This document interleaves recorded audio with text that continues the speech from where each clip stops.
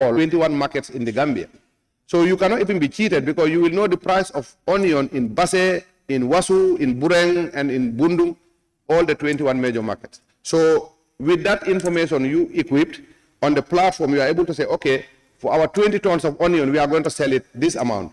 So the guy in Basse will agree on the platform. There's already a transporter also as part of the value chain who will say, okay, I will be paid this amount to transport the onion from Wuli Sutukoba to Basse market.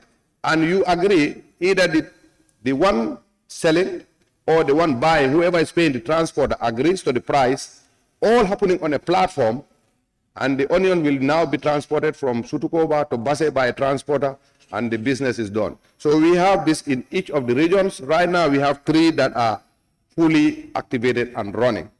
And that is the one in West Coast, URR, and CRR South. But the goal is expanding it to every region. But this is how the platforms work, and we think this is the fastest way to solve the market issue. Thank you. Honorable Member for Fonyi Benefit. Thank you, Honorable Speaker. Honorable Minister, let me take you back to the challenges of Sotuma Sambakwe. You explained about providing the scaring guns, but I can tell you that now the monkeys really understand that these scaring guns are not real ones. So it is really disturbing the farmers. And also, in the challenges, they talk about the topography of the soil, that the land there is not properly developed. And you did not explain to this August Assembly what plan do your ministry have to regulate this poor land leveling in Sotuma Sambakwe rice field. And also, you also talk about the Sankulekunda, rehabilitation in Sankulekunda rice field, that the project has, you said you have transferred the project to not root project, but CPCU. And I am well aware that CPCU, the core function of CPCU is supervising and monitoring of projects. Are you telling me that now CPCU are now housing projects? I really want to know. And secondly, on the recommendation of the committee, you did not explain anything to August Assembly based on our recommendation. What do you have about this recommendation? What do you have to tell us about this recommendation? Because you did not tell us anything about the recommendation of the Select Committee of Agriculture. Thank you. Thank you very much. I think the question is long, so I am almost getting lost from the beginning. But nonetheless, I will try to pick on what I understood. You first started with the monkeys. And like I said, as a ministry, what we have is the gas-equipped scaring gun.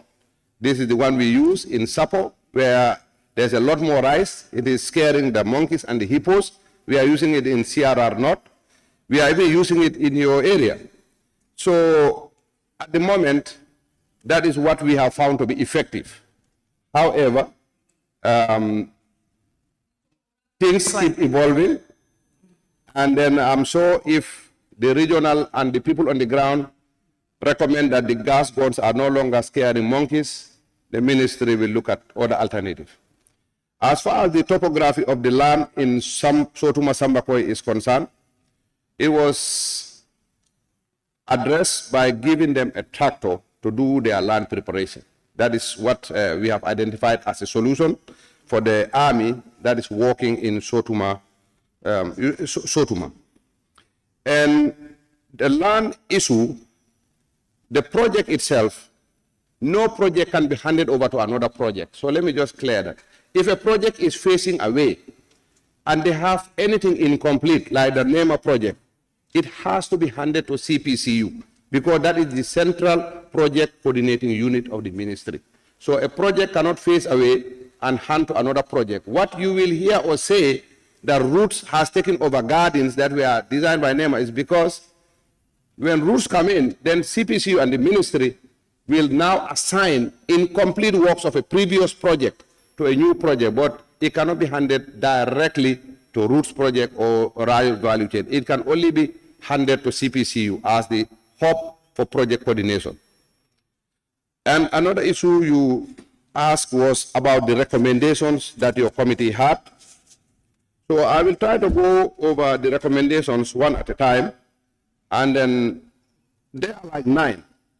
But in reality, they are almost like 3 or 4 because they are almost the same. Recommendation 1 said, CPCUs reinforce their primary core function as an oversight unit of all the agricultural projects. They should ensure that the project deliverables are achieved on time and with quality. This is already what is happening. The core mandate of the CPCU is oversight, and that they are already doing. Delivering on time is exactly what the ministry is doing, where contractors fail, which is unfortunately at times not within our powers. This is not unique to the Ministry of Agriculture, and I'm sure you will hear this from other ministries or agencies where contractors are performing less than optimal. What we can do as a ministry is to terminate the contract and reassign to a contractor that has proven record of performing. And this is exactly what we are doing. Recommendation 2, you said the ministry should ensure that CPCU work according to their mandate, which is almost like recommendation 1, with their terms of reference for implementation of agricultural projects. And exactly that's similar to 1. They are working within their mandates to implement the projects. Recommendation 3, the Ministry of Agriculture, CPCU, and the contract committee must ensure strict compliance with contract agreements signed with contractors.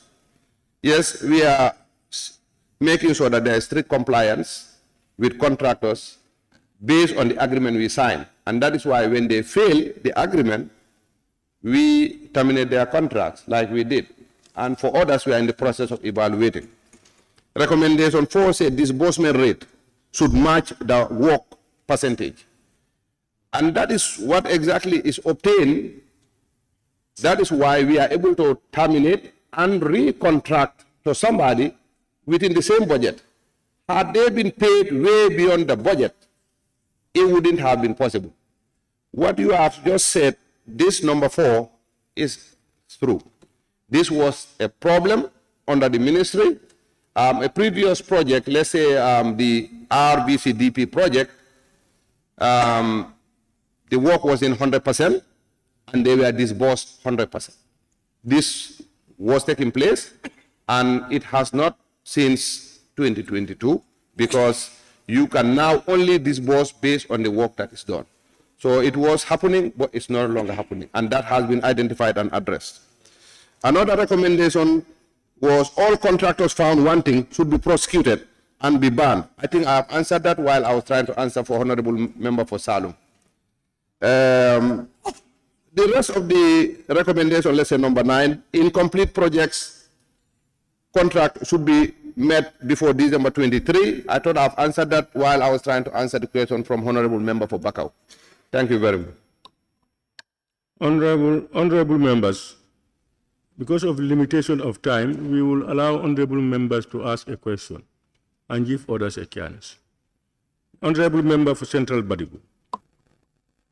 Thank you, Honorable Speaker. Honorable Minister, in your statement, you talk about the objective of rice value chain as transformation project, RVCTP, which is to eliminate hunger and promote nutrition and food security. But how far have you gone with the implementation in the various regions of the country? And what is your plan for North Bank region, being the breadbasket of this country during the colonial period and the First Republic? Thank you very much, Honorable Speaker, and thank you, Honorable Member for Badibu Central. Actually, if you are asking how far with this project or how far with the ministry, because this project specifically is not designed to cover the North Bank region. The Rice Transformation Project, it is for CRR North, CRR South, and the URR specifically. In fact, it is in its last year. We are now talking with the bank for the second phase of rice value chain transformation. It has implemented 96% of all that it was supposed to implement, and the records are available on the website of CPCU. It's an open record that you can go and cite. It is in its final term, and we hope that the second phase will be expanded to cover a lot more other rice-producing areas like the North Bank region. Thank you.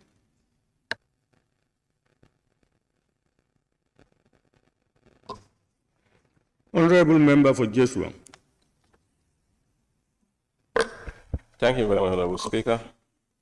Honorable Minister, in your response on most of the challenges that they have highlighted, I've seen that some are very minor per se because of leaking roof, fallen fences, and then areas that need to be refenced again. Are there any plans to engage the community to hand over the size of them and take up the responsibility of maintaining this on their own? Thank you, Honorable Speaker, and thank you, Honorable Member for Joshua. Actually, the areas that we talked about as leaking roofs, let's say the cold storage facility in Basse, and similar situations.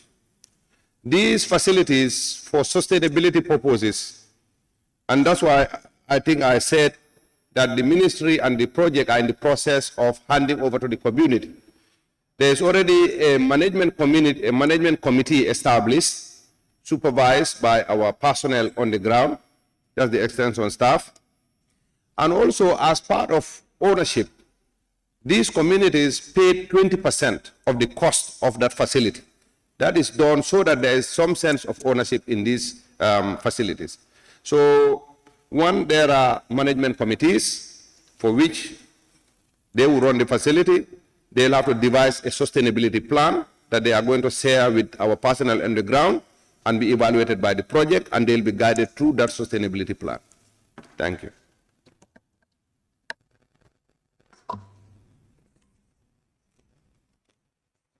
I now invite the Honorable Member for Janjambure.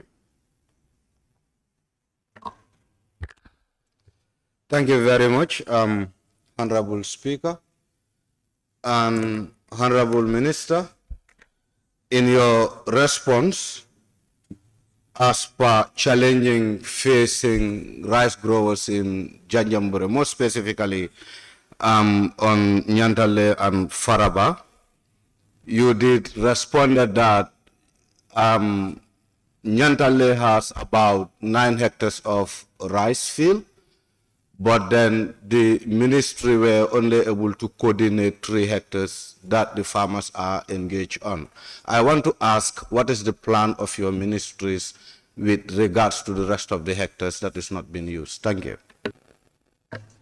Thank you very much, Honorable Speaker. Thank you, Honorable for Janjambure. Actually, when I mentioned 3 hectares out of 9, I was actually reading what the committee reported. But in my answers, these 3 out of 9 was obtained in September of 2022. But as we speak, the Nyantangle and the Farabale is fully functional. They are not cultivating 3 out of 9 hectares. They are under intense production. And the support that they receive is the one I outlined.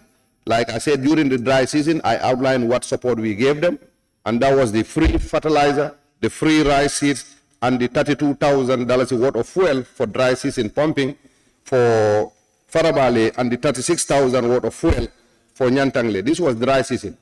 And in the rainy season, we provided them free plowing for all the fields. We also provided them with free seeds and fertilizer, and also the area currently as we speak, is, as of the report I have from CRR, is fully functional. Thank you. Thank you very much, honorable members. Let me thank the Honorable Minister for Agriculture for ably responding to our questions, and to all honorable members who asked questions, and those who were listening to the answers given out. Honorable Minister, thank you very much. You can now leave. Honorable Speaker, Clerk, yes, please. just an observation. You know, the section 100 of the standing orders is requiring them to give us their report. Their reply should be provided to the members.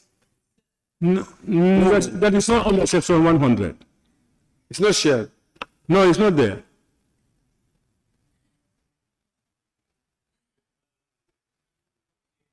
What we can do is to ask the table office to try to request from them to help us with answers to the questions.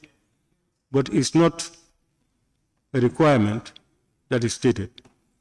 The requirement is for oral answers by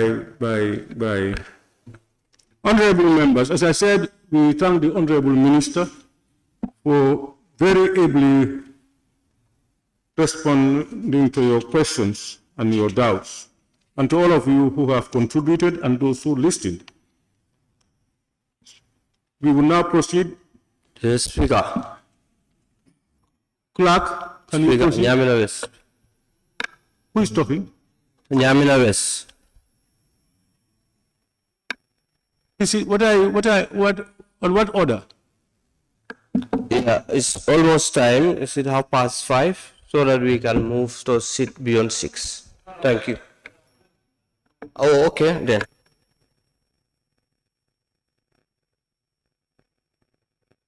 I think you are right. Honorable member, can you move a motion that we sit beyond 6 to finish the today's order paper? Honorable Speaker. Who is talking? Central body. Yes. For security purpose, we cannot sit beyond 6. Some of the names where they live is very far. There is no security for us. Please.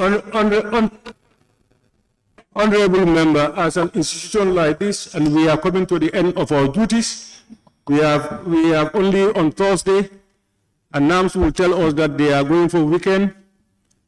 I think we will try to manage this and finish it. This is not long enough. Honorable member, can you move your motion, please? Thank you, Speaker. I rise to move that we sit beyond 6 to complete matters of the day. Thank you. Sabak Sanjal. Thank you very much, Honorable Speaker. I rise to second the motion. Honorable member, it has been moved and seconded that we sit beyond 6 to finish today's business. Those in favor, please say aye. Not in favor, please say no. The ayes have it. Clerk, can we continue, please? Oral minister reply. Order 100. Minister's reply to the report of the National Assembly Standing Committee on Human Rights and Constitutional Matters visit to detention facilities across the country, September 2022, by the Honorable Minister for Interior.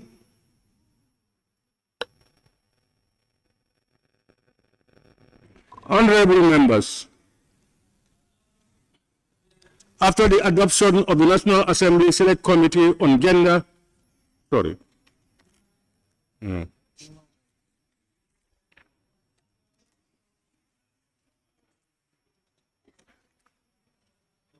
National Assembly Standing Committee on Human Rights and Constitutional Matters visit to detention facilities across the country, September 2022, during the previous session.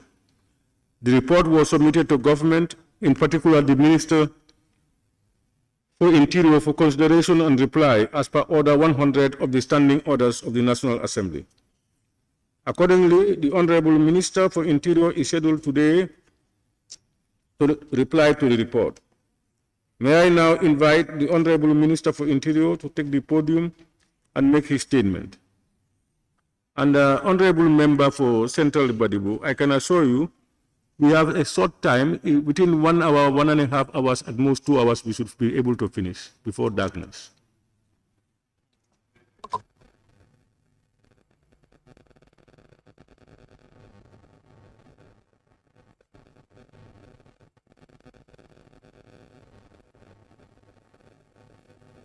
order, Mr. Speaker, point of order. 15, order.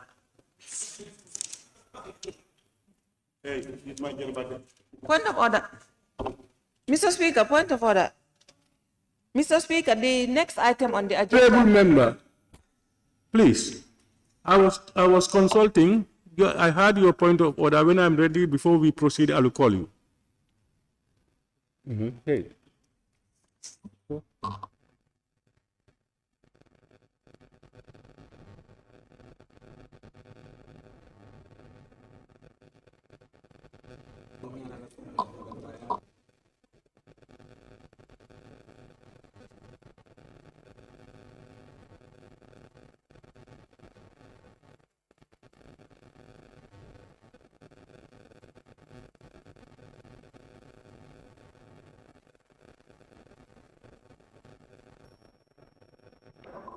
Yes, honorable member, can we now have your point of order, please?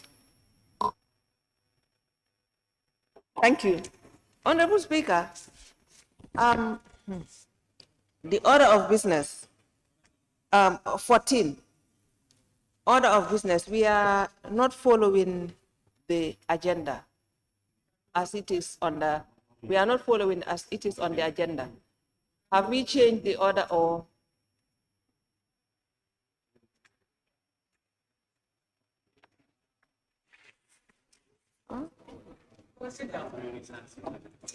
ñun suñ report bi du ñëw ñun suñ bos suñu loolu tey du ñibbi ministre bi du ñëw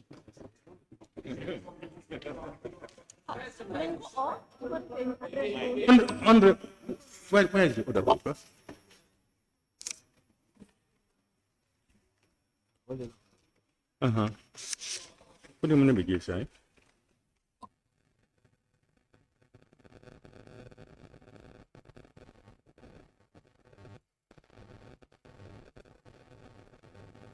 Honorable member, yes, but you observe that the other paper, number 3, the minister's reply, the environment was not around when we started.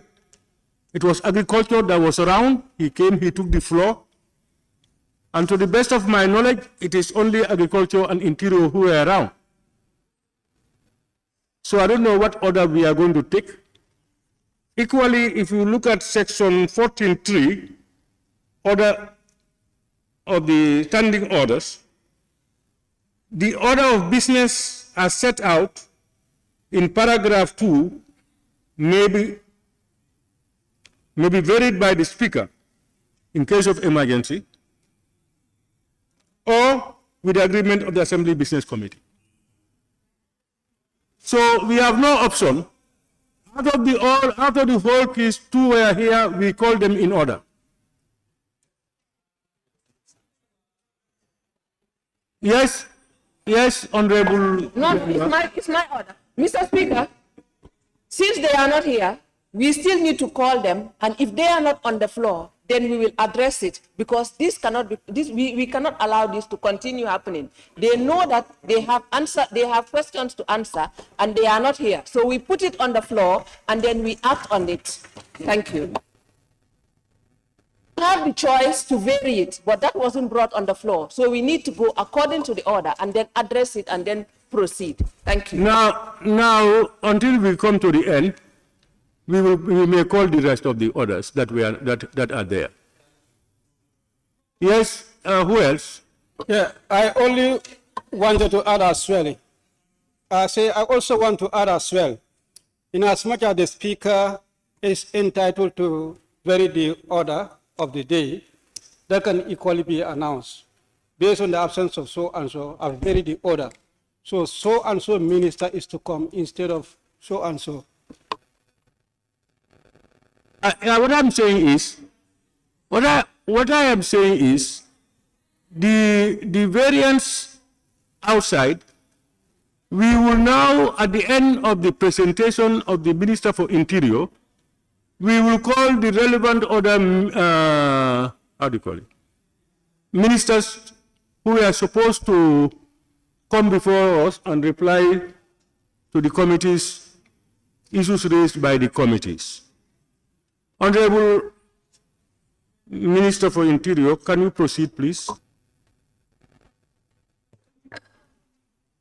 Thank you very much, Honorable Speaker.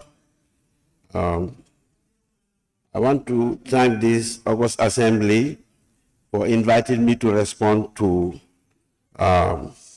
recommendations made by the National Assembly Standing Committee on Human Rights and Constitutional Matters. Visit to detention facilities across the country, September 2022. The Ministry of Interior, being a key player in the security sector reform governance, faces daunting challenges in providing internal security to the Gambian population.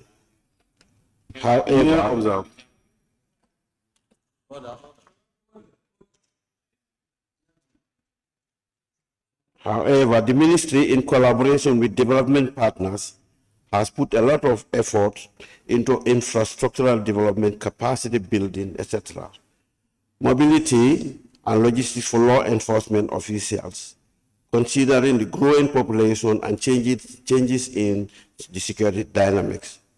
We need a more concerted effort to tackle the security threats within our surroundings. Barra Police Station was visited.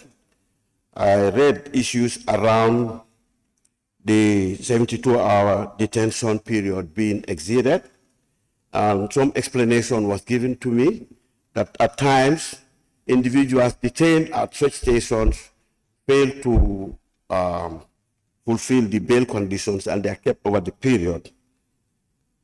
We have issues around patrol and transporting of suspects. This is taking a huge toll on our meager resources. However, Ministry of Interior will implore Gambia government to cater for more resources so that many stations are catered for. The Gambia government fuel allocation for the GPF cannot cater beyond 6 months. At this present moment, the GPF, I was informed, owes over $11 million in debt for fuel. Plans are on the way to move the Barra Police Station in partnership with GPF and UNDP to SL. That should have started long ago, but I understand there are issues around ownership of the land that was allocated for the building of this station. Barra Police Station was not considered to be a better position for the building of this because of the congestion around the area. SL was chosen, so they are still working on that to make sure it works. The budget allocation for uniforms cannot cater for all personnel, thus the GPF is managing with resources provided. May I inform you that $11,500,000 has been approved for the purchase of uniforms for I'm constrained to talk about few, but see National Assembly, the personnel we have, if you insist, I will tell you the numbers. Out of this number, we have general duty. You can just tell us over this amount. Okay. If it's going to be figures about security, yes, it must be in-house. Yes. Only members present. Pardon? About the numbers. These about numbers. They want to justify the money that is allocated for uniform and whether or not that is sufficient. So probably I'll just give. We have a problem with the allocation. The sum required for general duty for uniform is 52,872,000 for general duty, and for the PIU officers it's about 100 to dress PIU. To dress one PIU officer, you have to spend about $20,000. For a police officer, for a complete set of uniform, it's about $12,000 per set of uniform. This shows a total amount of $118,872, which is far from the budget allocation. 118 million. 118,872,000. Total amount spent feeding detainees yearly is recorded at $472,000. This is what what is shared, but it is not sufficient because we got reports that from a particular period that was mentioned, 2022 in particular, I think it's Bansan. The officers were feeding the prisoners or detainees themselves, which is a big problem. But I think out of consideration for the plight of the detainees, they couldn't leave them, so they are assisting the feeding.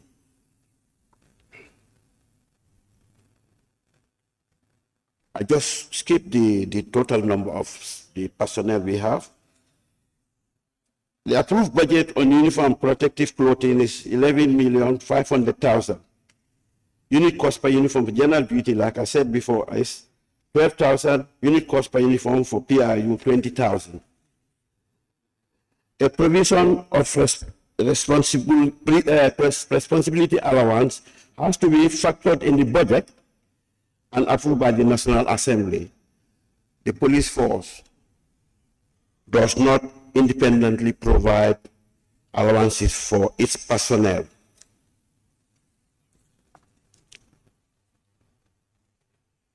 A visit to Amdallah. Mobility constraints were discussed, but these are due to budgetary allocations, the constraints we have. The issue of logistics, particularly motor vehicles, is a major challenge for the Gambia police force, especially during emergency response operations. However, plans are underway to procure vehicles for some police stations within the country for better service delivery, but we are constrained with limited resources. I just want to talk about the SL police station. It's being built by the UNDP. It's going to be similar to the model police stations we have at Serkunda Bundu. And the police have plans to build more in other areas, like I've mentioned before. Model police stations. Amdallah, there was a discussion about it being a commercial market. It's a major entry point. The officers there have to deal with the movement of travelers as well as goods in that area. It's a concern, but that is what it is. Recently, we had a discussion with IOM for them to build a border post. It's going to be a story building, better built than what we have, but there are issues around moving the shops that are found, that are presently at the border post. They need to really relocate them, try to move them so that the building can be done. The money is already allocated by the IOM. The contract was, the agreement was already signed. The money is there available for the building to be done. And this is a building for Jiboro, Amdallah, and Ker Ali Farfin. They're going to build those border posts. So the issue of isolating the border from the commercial market is a major problem because it is what it is. There is, however, a PIU checkpoint in Nyomi and Fast Nyomi, which is within close proximity with Amdallah. They are armed and will provide backup if needed. An amount of $8,000 is paid to the regional sub-treasury every month for the prisoner diet of all stations in the region. This is very little. Sometimes you have a lot of prisoners, detainees in the stations, and feeding them from this is a huge problem. Let's talk about the allocation of computers and internet, another budgetary problem, and the porous nature of the borders. The PIU is patrolling around the border areas. But that's also not like every day, it's just intermittent. Farafenye Police Station. Like I mentioned before, we are trying to build model police stations around. The wish of the GPF is to build modern stations like Serkunda and Bundung across all regions. However, due to budget concerns, this could not be realized. The GPF will deploy the required personnel when recruitments are conducted as the previous recruitment officers are all deployed to, recruited officers are deployed to PIU establishment across the country. Again, meager budget allocations on uniform is a concern, where you find police officers not having enough uniform supplied. These are the reasons. And at Farafenye area, there is a mention of 10,000 allocated for feeding detainees for the region. I think this is inadequate. Again, a budgetary issue. Again, Sanjal, the officers posted at the station are meant for charge office functions. That is police station duty. The PIU is conducting rigorous patrols. There is a PIU base at Kaur and Farafenye, which are near the area. Kaur police station, lack of mobility and fuel because of budgetary concerns. The Gambia Police Force Human Rights and Professional Standards Unit will provide or conduct training countrywide on human rights with NGOs and partners. We will appreciate if the committee can advocate for funding to enable the Gambia Police Force train its personnel on human rights issues. Juvenile cells are not available. That is at Kaur Police Station. This is a new building with more funds. Space can be made available, but there are no juvenile detention centers. No juvenile detention cells in Kaur. Njao Police Station. This station is on rented property, so maintenance of the station rests on the owner. The GPF engineering team has been tasked to follow up with the landlord. More capacity building on human rights will be initiated. More personnel will be deployed once recruitment is done. We are aware of personnel constraints as the previous recruitments were all deployed to the PIU. Backup is a big problem due to staff allocations in that area.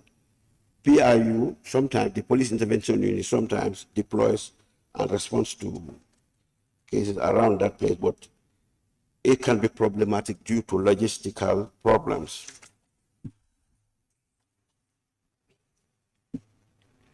Convicts and remand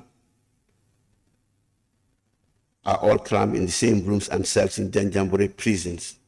This has to do with the nature of the structure where inmates are accommodated. The cells in that facility are not completely separated, but there is a barrier between the two rooms or cells in which one accommodates the remand and the other for the convicts. I was informed that the building for Janjanbureh was built in 1938, but converted to a prison when Bansang Hospital was built. It was a health center. That is why the structure is built like that. There are issues around that particular institution. I happen to have been detained in that facility. It's a place that whenever I visit, my grandson is laughing at me. Inmates awaiting trial staying too long in remand without judgment. That has to do with the judicial process. All that the prison department is required to do is to make sure that the inmates are made available at the courts for hearing when the date is due. The prisons have been sending several letters to the judiciary to remind them about these inmates awaiting trial, staying for too long without judgment. Although with the intervention of the Chief Justice, we have seen an improvement in that regard. Every year around July, judges visit the prisons and trial prisoners on special arrangements, which is very commendable. I think we need to do more. Processing juvenile suspects is still a challenge to Janjanbureh prisons as there are no juvenile facility. Even the age determination, the prisons have to send the inmates to juvenile wing in Joshua prison for processing. The prisons department is doing its best to address this as they are about to embark on land banking in the region, of this country in which land can be identified to accommodate the young offenders. The ministry will also see how best the Ministry of Health could help in this regard by sending an expert on age determination in BANJUL Hospital in a bid to address the issue.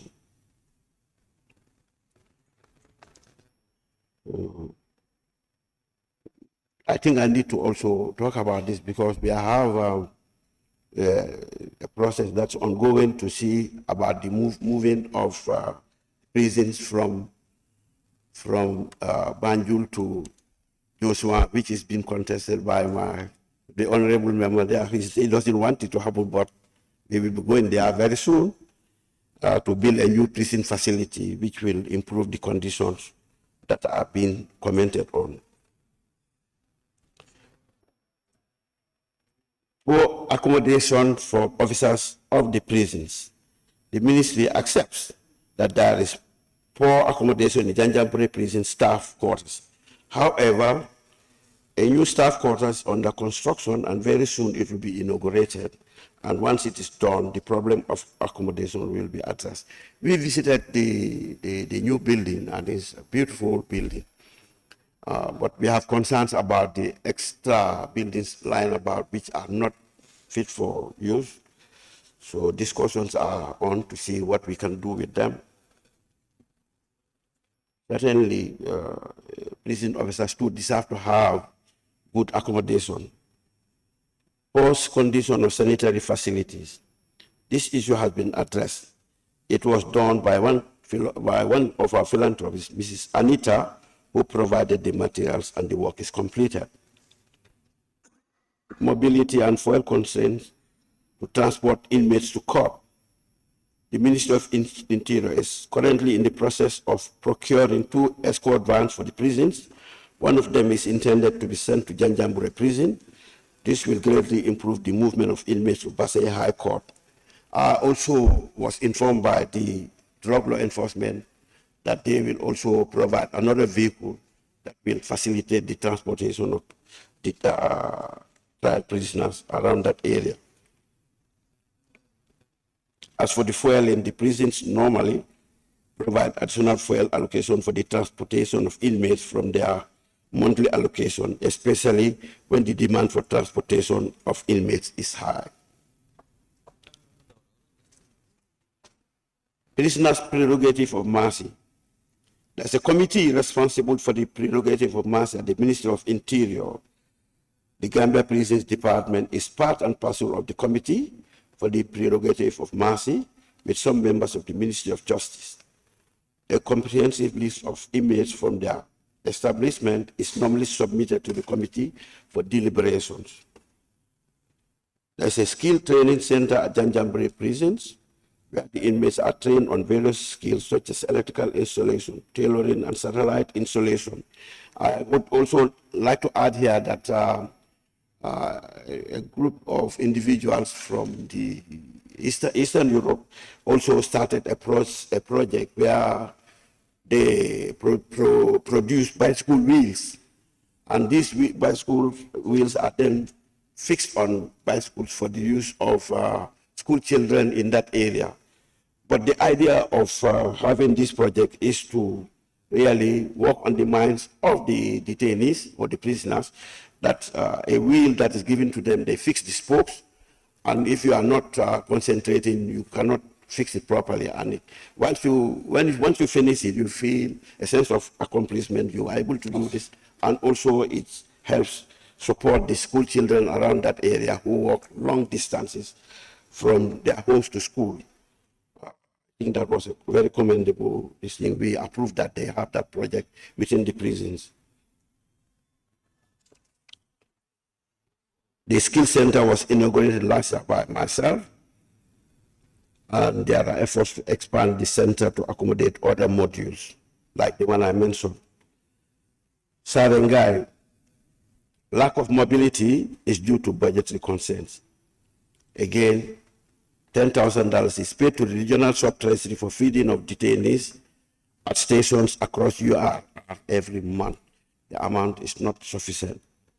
The Human Rights and Professional Standard Unit of GPF will initiate more training for personnel on human rights issues with partner institutions. Basse Police Station. Basse Police Station is going to be brought down. It's going to be one of the new stations to be built. Just like at Kalagi Police Station, they are going to build a new station. I think Kalagi is already brought down, and Basse Police Station also will be brought down. 10,000 is allocated for feeding of detainees every month in the region. Again, there is a limited funding for mobility and fuel due to budget constraints.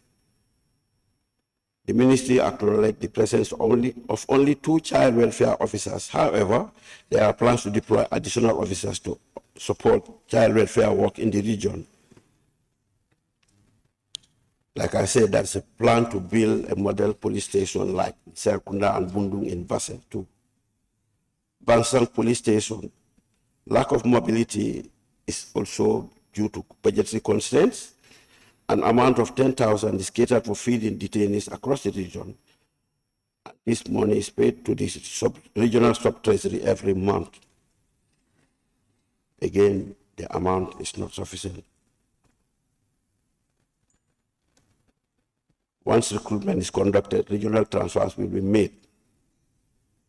Routine maintenance of stations is conducted by GPF engineering unit.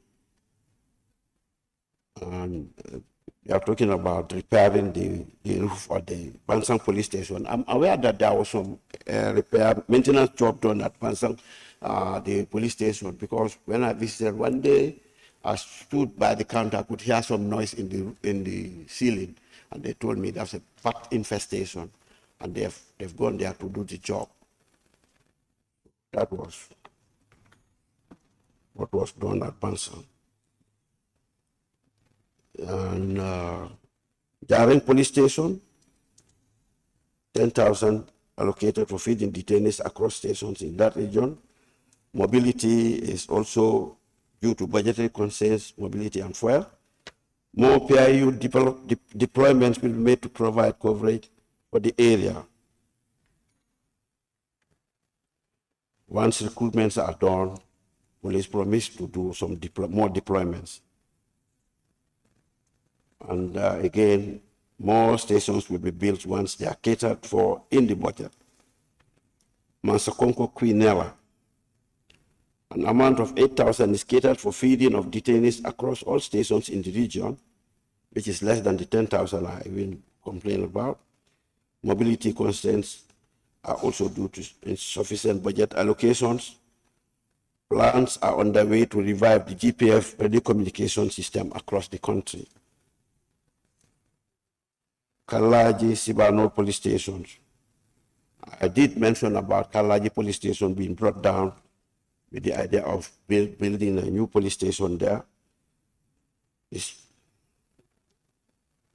Mobility and fuel concerns are due to insufficient budget allocations. Sibano and Darasoma, there was an allocation of money that was supposed, budget allocation that we should buy a vehicle for Jarasoma and Sibano. Up to now, we have not received this. We're still pursuing that. An amount of 3,500 is catered for feeding of detainees across all stations in Foni every month. The police engineer unit conducts routine maintenance police stations. This time around, they brought the building down and they are going to, at Sibar North, they're building a new one. I will task the GPF, Human Rights and Professional Standards Unit to organize periodic training and sessions with stations across the country. Jiboro Mandinaba Police Station. The police post office space is provided at Jiboro Mandinaba by the GRA.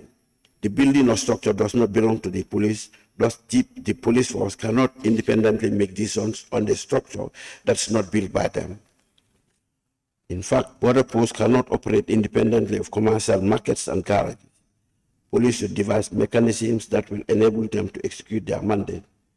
Prisoner diet for West Coast Region, Kanifing Municipality, and BANJUL City Council are catered by our various PRU bases daily. There is adequate water supply and electricity in Jiboro.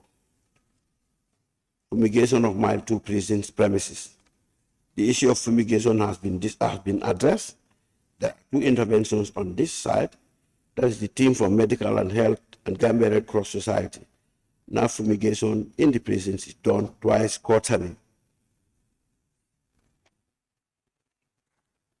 No special place for pregnant inmates and nursing mothers. The Mile 2 prison was established in 1920. At that time, there was no consideration for those types of inmates. There are plans to build a new prison where accommodation for pregnant inmates and nursing mothers will be considered. That is the new prison building that we are planning to build. It will have a lot of facilities, training, separate facility for male, female, juveniles, as well as for pregnant inmates and nursing mothers.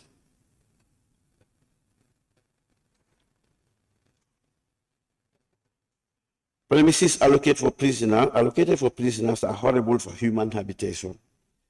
The prisons at Mile 2 is a century old, and it was built at a time when the Gambian population was less than 1 million, and the crime rate at the time was very low compared to the current situation.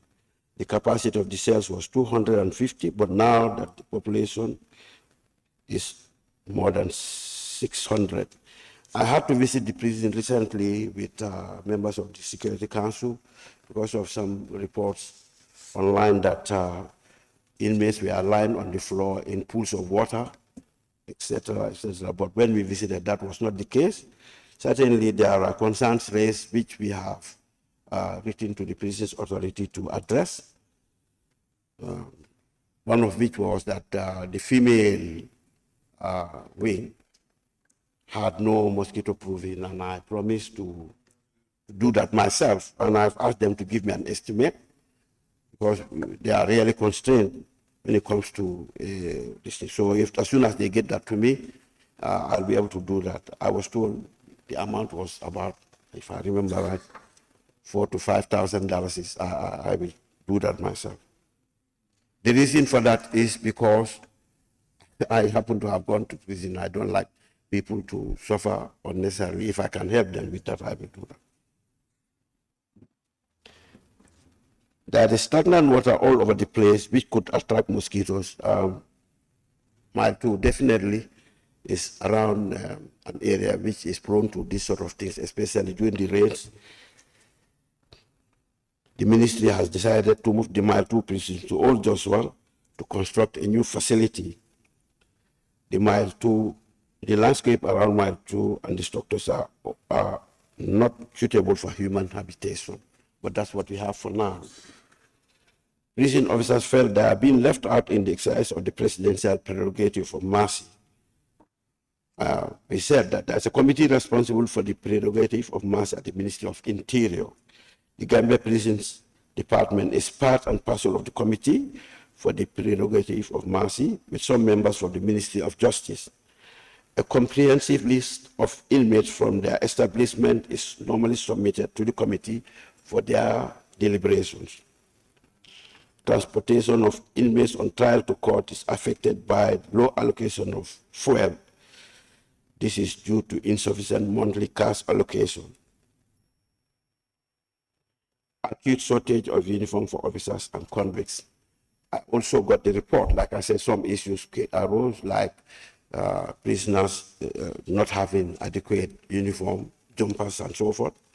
We are trying to address that at our own level, and hopefully this will be addressed soon. But again, cash allocations, if they are not sufficient, you'll have these sort of problems. Separate facility for sick people. This will be considered in the new facilities to be constructed in Old Joshua. Currently, we are using the available structure to accommodate them. No established office for human rights in the prisons. Only few officers are schooled with human rights acts. The Human Rights Office is jointly shared with the Planning, unit due to lack of office space. Recently, discussions have been held with American Bar Association under the purview of Freedom House to train more prison officers on human rights in the prisons. So the inmates also complain that lunch is served very late this summer. Sometimes this has to do with wet firewood. The cooks find it very difficult to finish cooking earlier.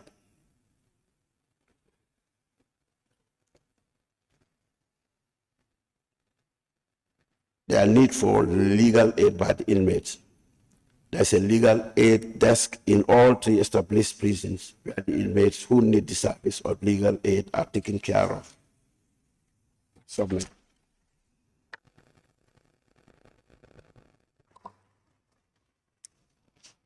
Thank you very much. Honorable members, pursuant to Order 48.6 of the Standing Orders, and I quote, after the statement has been delivered in the Assembly, a period of questions on this statement, which shall last no more than 1 hour, may then ensue. The Speaker shall determine the period, taking into consideration the content of the statement, the number of members wishing to ask questions, and the pressure of other businesses. May I now invite honorable members to ask questions relating to the Minister's statement,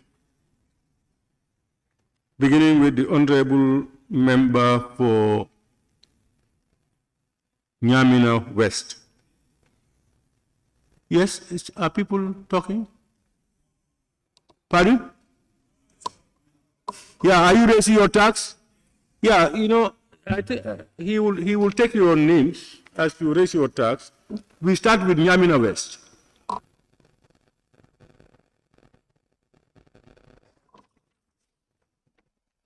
Woolley East. Here. Thank you very much, Honorable Speaker. Honorable Speaker, we have so many questions, but no, they did not say only one. I will raise 2. they are very short questions. You know, the issue of Keneba, you skip Keneba, because we went to Keneba, nothing is functional there. That is one issue. I want you to say something. And then also the ventilation issue also has not been addressed. You know, they have these small, tiny holes for the cells, which are human rights. They are not compliant with human rights. So, and those are simple things that we can address. Thank you. Yeah, thank you, Excellent. Honorable Speaker. The issue about Keneba escaped my bow. Like I said, we are in the process of building police stations in various areas. If that is not, it might very well be considered among the new ones coming up. I think the IG told me that they have a total of about 8 or 9 police stations they are going to build. Some will be built with the German, the GIZ, and others with the police funds they want to do. About the cells, the ventilation in cells, the new model police stations will take good care of that. I don't know if you have visited the Serkunda and Bundu police stations. It's well ventilated, but we want to change the type of cells that are going to be holding detainees in police stations. With the new model stations, that will be a thing of the past.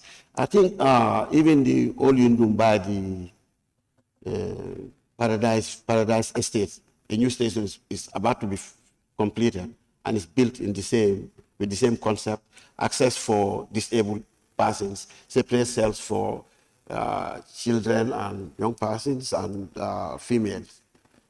Then there'll be child welfare units and so forth. We'll make sure we take care of that. We really are concerned about this. Thank you. Thank you. Honorable Member for Central Badibu. Honorable Member for Sabak Sanjal. Sabak Sanjal. Honorable Speaker. Yes, Honorable Speaker. Honorable Minister, it has been mentioned that in Gain Sanjal Police Station, The size of the cell is very small in Gensanjal police station.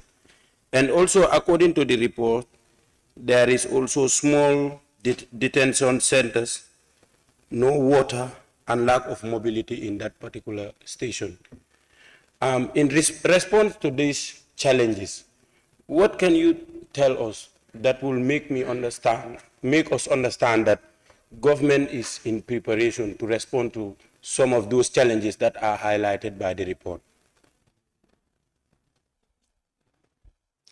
Thank you very much, Honorable Speaker. Thank you, Honorable Member for Sabah Senjal. The police command is very much interested in making sure that wherever we have a police station, the station is adequate not only for the detainees also, but even the police. I remember visiting Banjul police station, standing at the counter. The stench that was coming from the toilet so bad. That is why we decided, now moving forward, we will make sure every police station that's been built is built to the standard that respects the human rights of those people detained there, as well as the officers, because we have to consider them. So Ngeng Sanjal, the station is small, therefore the facility that is available there is too small. Vehicles too is because of budgetary constraints, but police are devising very innovative ways to raise funds so that they can be able to buy vehicles. And these vehicles will be pooled. Instead of being given to a particular station, they'll be given to a particular district, and there they can be responding to needs of various stations. That is what is being planned. Thank you. Honorable Member for Lower Salum. Yes, correct. Honorable Speaker, Honorable Minister, don't you think you revisit your budget lines where those ones are not necessary, like furniture and fittings, maintenance of buildings, you understand? Then those monies, you can maybe every year you can buy 2 or 3 vehicles for police stations.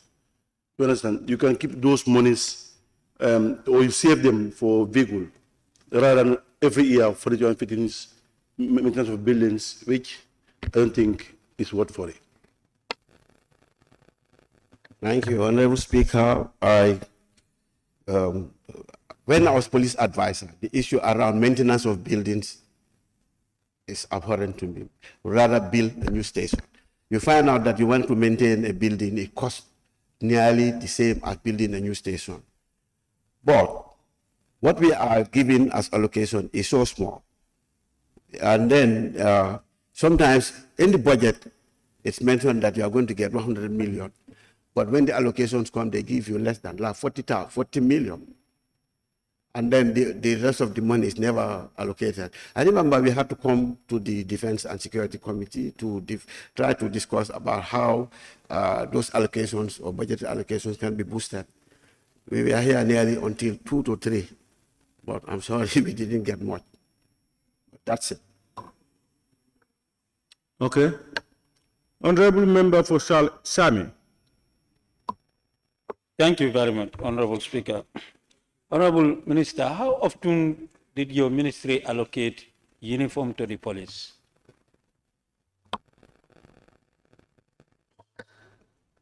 The allocation of uniform to police is dependent on the availability of this. What we require for uniform, the amount is so huge, and what is allocated is so small. I don't know whether it's appropriate to say this here, but you ask the question. Sometimes some officers have to buy their uniform themselves because they want to appear neat. So there you go. Honorable Member for Brikama South. Thank you, Honorable Speaker. Honorable Minister, the Barra Detention Center, the detainees goes beyond 72 hours. And this is due to fulfillment of the bail condition. does your ministry have any strategic approach in order to avoid denying the detainees their right to be bailed within 72 hours? Do you have any strategic approach? Ideally, if a detainee goes up to the appointed time of bail, he is allowed to have that access to bail. But sometimes the nature of the offense committed doesn't permit us to leave them to just walk away. So you will have to make sure that they have some sort of a security that they will come. And sometimes what you get is even strangers who have no one who will even stand solidarity for them. So that causes a problem. So the problem becomes compounded by the fact that we need to release them, but we cannot just let them walk because probably they're involved in such a crime that if you let them go, you get a backlash also. So balancing it is a big problem. Honorable Member for Jara West. Thank you, Honorable Speaker. Honorable Minister, in your reply, you said Jara Soma and Sibano Station were supposed to have each a vehicle, but still now you are pursuing it, but until now you could not get it. Pursuing it from where? Thank you, Honorable Speaker. Thank you, Honorable Member for Jara West. Ministry of Finance are the ones who allocate those funds to us. We've discussed this many times, and it is a concern that Jara Soma and Siba North be equipped with vehicles because of issues around those areas. And interestingly, we have been pursuing them, but we have not been able to get them. So that's where it is. Honorable Member for Foni Kansala. All right, thank you. Thank you, Honorable Speaker. Honorable Minister, as per the rating differences of the PIU in terms of a complete full uniform, and that of the general duty is also a complete full uniform, and the current status quo where uniforms is a problem for men and women in uniform. I want to put this to you. Would it be okay in this regard, difficult moment where the votes or monies that are identified for uniform personnel is difficult, where you think along the line where maybe inculcated as an allowance, where those men and women in uniform will be used? If not, even if allocation is due, they will still be buying uniform for themselves. Is your ministry ready to walk along that line? Thank you. Honorable Minister, do you understand? Honorable Minister.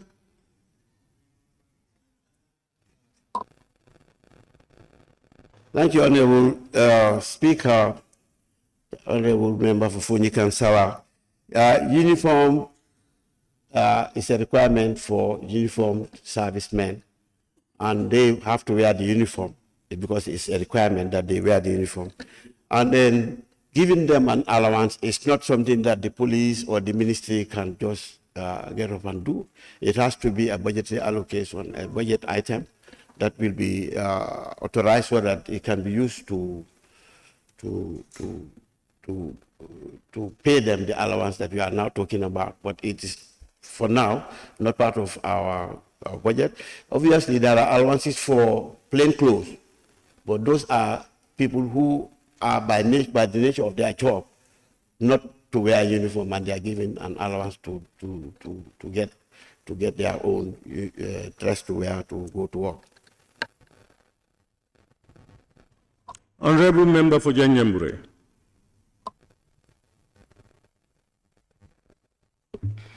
Thank you very much, Honorable Speaker and Honorable Minister. Considering the security threats that have been emerging in the country, what is your ministry doing to help? On the statement that the minister has responded to, Speaker, I think if you allow me to learn, you will understand where I am getting to. Please. No, I am here to regulate. I cannot allow you for something that I believe is not correct. No, I'm making my basis. Pardon? I said I'm trying to make a base here. He said he's laying a foundation. It's as simple as anything. All right, lay a foundation, but it has to be a short one, not for 10 stories. No, it's indeed very short and precise, Honorable Speaker. Let me just get to the question straightforward. Honorable Minister, what is your ministry doing to increase the budget allocation for the Ministry of Interior in order to allocate the necessary resources for our securities? Thank you. Thank you very much, Honorable Speaker. Honorable Speaker, it's out of order. Omar, you are not the Speaker, for God and heaven's sake. Can you answer it? Honorable Minister, what is the problem?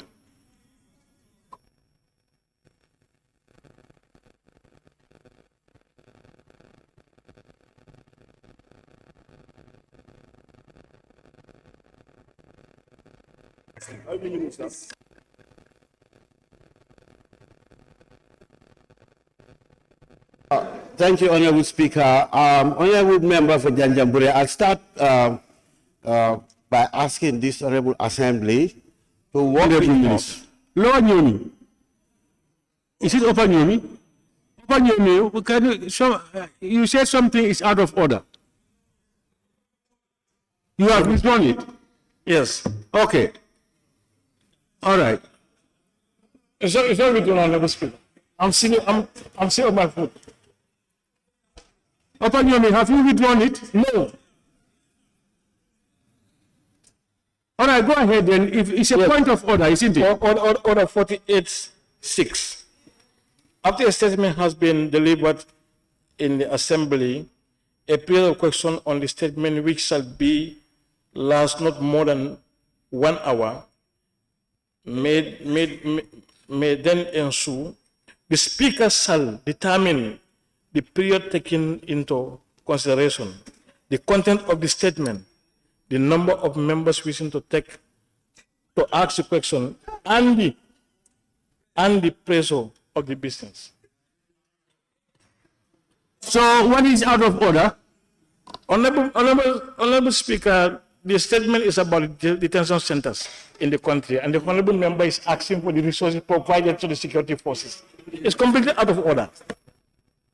But honorable member, the quotation you made does not relate to what you are agreeing. What you quoted was what I quoted to remind you about the process, that we should all be careful.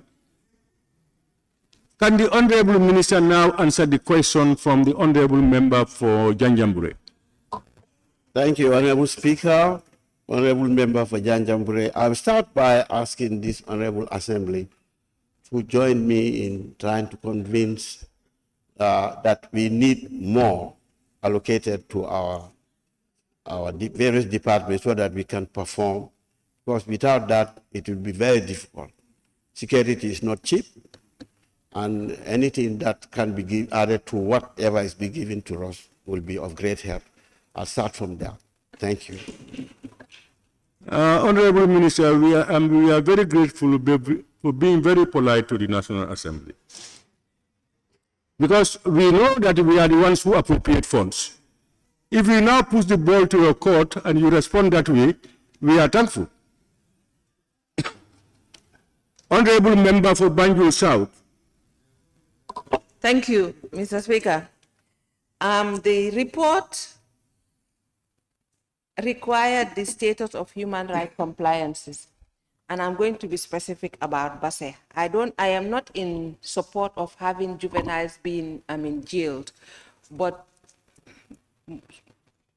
when I look at the police stations in different areas, it says that there is no good place where they can, or specific place for juvenile. And the Honorable Minister has not mentioned anything to that regard. He said that, for example, in Basse, that there is plan to build a modern police station. But meanwhile, where would they keep the juvenile in that case? Because it is specifically mentioned, and not only that police station, but in different police stations. So what do we do to the juvenile before that? Thank you. Thank you, Honorable Speaker. Like I mentioned, in the case of Janjanbureh, juvenile suspects, it's a big issue. Dealing with juveniles and keeping them separate from adults is a challenge. But we will endeavor to, as soon as it is possible, to have those facilities where juveniles will be treated separately from adults, because otherwise we will be constrained. But again, sometimes you would consider somebody a juvenile, but the type of offenses that they commit, you cannot just let them loose. Well, we will discuss this with the Department of Social Welfare and see what sort of suggestions they can come with. I know that even for breastfeeding inmates, there was an arrangement to keep some at a particular location. I don't know whether I can discuss this, but recently they just managed to evade because the environment is not conducive for keeping inmates. So that is a challenge that we have, but we will do all we can to see how we can resolve these issues. Thank you. Honorable nominated member Fatou K. Jawara.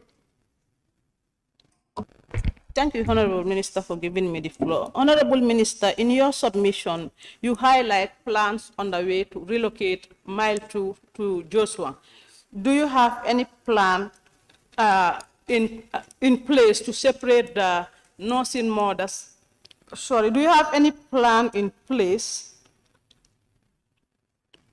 putting into consideration the different offenders? Do you have any plan in place to put a separate cells for nursing mothers or criminal-minded people? For instance, somebody who is a criminal-minded people and somebody who have a problem of money, business, and so on cannot be in the same cell. As I experienced, sometimes they are so aggressive. Two, most of your constraints are insufficient monthly allocation and budgetary constraint. Do you have any plan in place to forgo with your furniture and fitting in your budget line to put everything in uniforms? Thank you. Thank you very much, Honorable Speaker. Thank you, Honorable nominated member, for the question. When it comes to even the allocation for furniture and fittings, it is very difficult to walk away with any durable solution for that, because sometimes we find out that it is mentioned in the budget but not available. Okay, about the new prisons, the plans that have been discussed and are still being developed are that we will have total separation of detainees or prisoners. There will be classification. Recently, I visited the Mile 2 prisons, and the issue was discussed about even classifying people. It's not like trying to give them anything extra. They are prisoners in prisons, but sometimes coming from certain backgrounds, you then join those people together with hardened criminals becomes an issue because they can pick on them. So we have got all this in plan. In the new prison, not only are they going to have separate holding areas, they will have areas for physical exercise and training facilities whereby they can acquire skills. Going into prisons, they go in probably with very little or no skill at all. By the time they leave, they go out with some skills that they can now depend on to stop them possibly from committing the offenses they were previously convicted for. It is a very ambitious project, but members are invited to come and see what we have and maybe give us ideas about what they think we should do with them, because we are still developing the plan. Previously, we wanted to just take a plan from anybody, but we thought for security, we have to develop it ourselves locally. That will give it maximum security. But it will be a very good prison. Prisons are never good for anything, but at least those living there will be considered to have been treated humanly. Thank you very much. The Honorable Member for Talending, Punjab. Thank you very much, Honorable Speaker. The report raises concern with regards to strategies of feeding for detainees. And you've mentioned 10,000 allocation per region. So I would ask, my question is, what is your unit cost per detainee a day in that 10,000, and how is it disposed to the police stations on timely basis so that they don't run into areas? The report also raised concern with regards to the state of toilets in the police stations, how unhygienic they are and how it violates the human rights of detainees. You've not mentioned it, and I don't know what is your ministry's position with regard to ensuring that the toilet facilities at stations across the country are kept clean, tidy, and in good condition. Thank you very much. Thank you very much, Honorable Speaker. I'll start from the toilets. I'll invite Honorable Member to visit Serakunda and see how the new setup is, so that it is kept, it is done in such a way that it will not cause those types of problems for the detainees as well as for the officers, because they are housed in the same building. I did say that we have constraints about the budgetary allocation. I couldn't, off the top of my head, tell you the figure per detainee, but totally $474,000 is what was allocated for prisoners feeding throughout the country. That's the amount given. Thank you. Honorable Member for Nyanija. Thank you very much, Honorable Speaker. In the committee's observation, their report, it was mentioned that Njau police station is in dire need of renovation, and the Honorable Minister made mention here of building new police stations across the country, if I get it right, up to 9 or so. Is Njau in consideration? And the second thing is, just by way of information, mobility is also a problem there. Just recently, the vehicle that they are using has been withdrawn by the High Command to, I don't know, somewhere. So now if they are arresting, doing whatever, they use a motorbike and so. So that's... Thank you very much, Honorable Speaker. I remember during a recent visit to that area, one of our, I don't know whether he's still serving or ex-CISE, approached me and he mentioned that that particular station, the late IG Mahmoud Job, they identified that particular station for a bill. Please, I would urge you to ask me again. Probably I should be able to get that answer from the IG. But the new stations are going to be spread evenly across the regions. I know that there was a question about Jarume, around that area, Karantawa. That one, there's going to be one around that area, but I was told that because of the issues around the ownership of land, that's why that one was stalled. But I will be able to give you the answer. But really, transport constraints are cost-cutting, but the police command is working very hard to make sure that they secure vehicles. Like I said, they'll be shared among districts so that instead of allocating a vehicle to a particular police station or personalizing it to a station officer who, if he's coming from the provinces, puts whatever on board to come and deprive the station of it, it will be centralized use for as a pool. That's what they are working on, and hopefully very soon we will see them on the road. Thank you. Honorable Member for Joshua.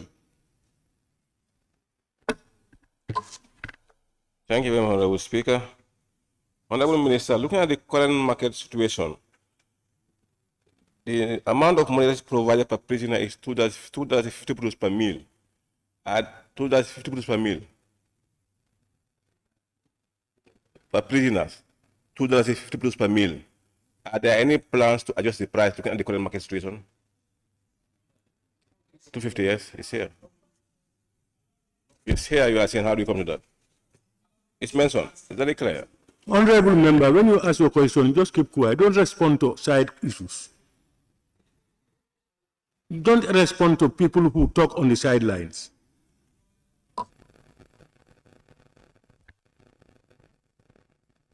Thank you, Honorable Speaker. I don't know whether I got you right. It's $2.50 per inmate, per meal. Per inmate, per meal, yeah. Per inmate, per meal.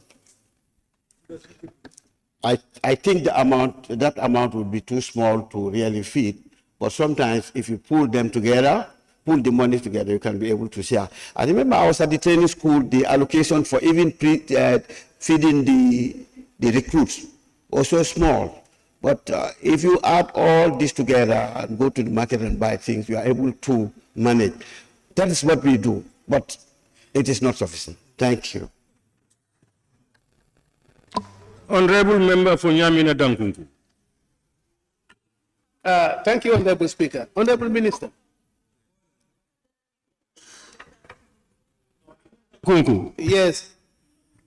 Honorable Minister, I'm picking it my question from your response with regard of the uniforms. You made mention 52 million for general duties, and then you mentioned $20,000 per one PIU and $12,000 per policeman. Now, are you referring to the clothes alone, or it is accompanied with all the gadget the officer may need?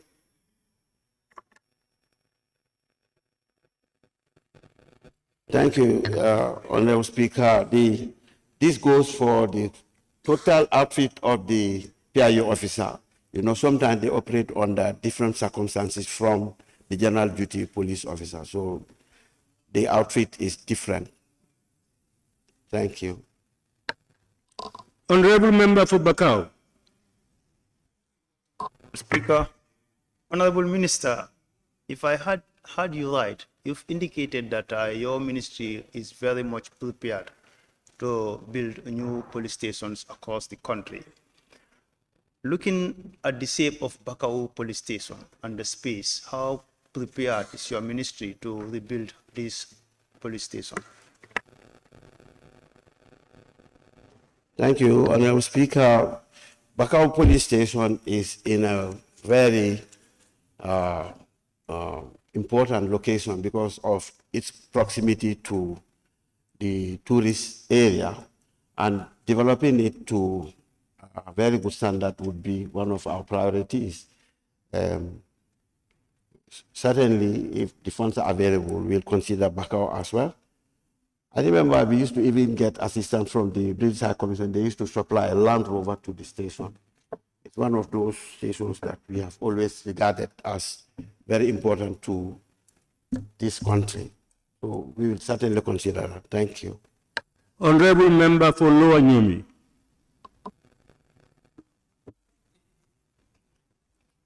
Thank you very much, Honorable Speaker. Thank you very much, Honorable Minister. Keep up the good work. With the limited resources you have, you're trying to manage with your men and women in uniform. Are you using the microphone? Yes. Yes. Okay. My question here is, you've mentioned of relocating Mile 2 to Jaws 1. How soon?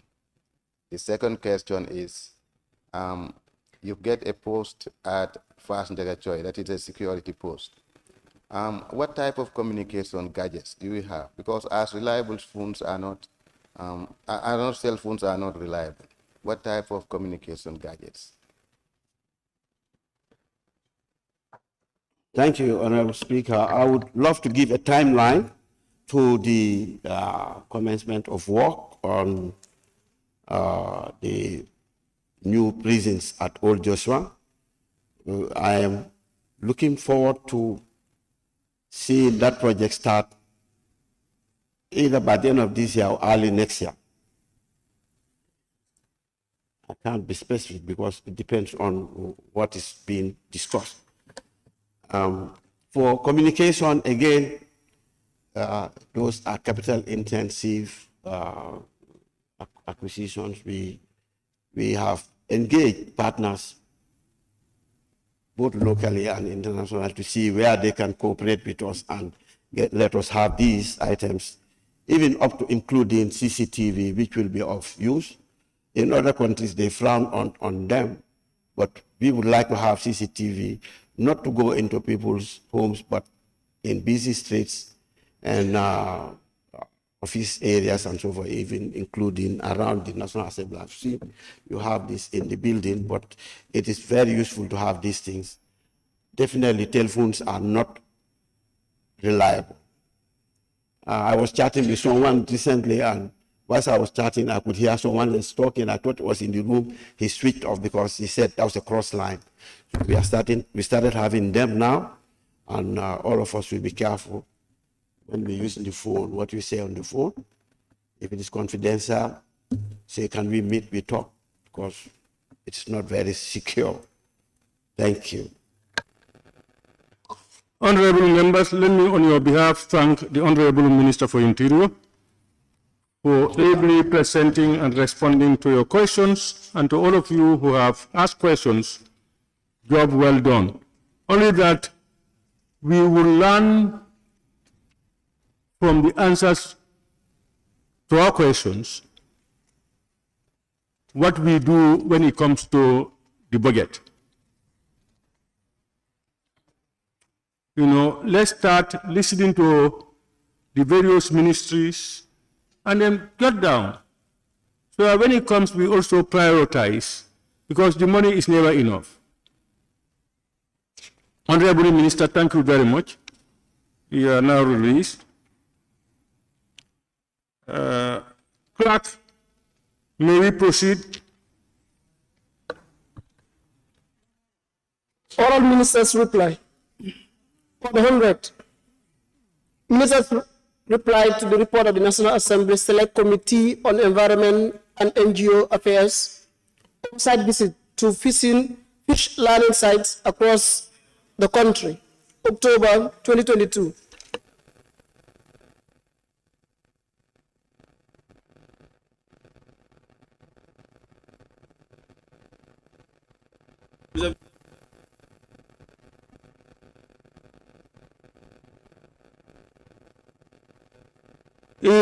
Honorable members, is the Honorable Minister around?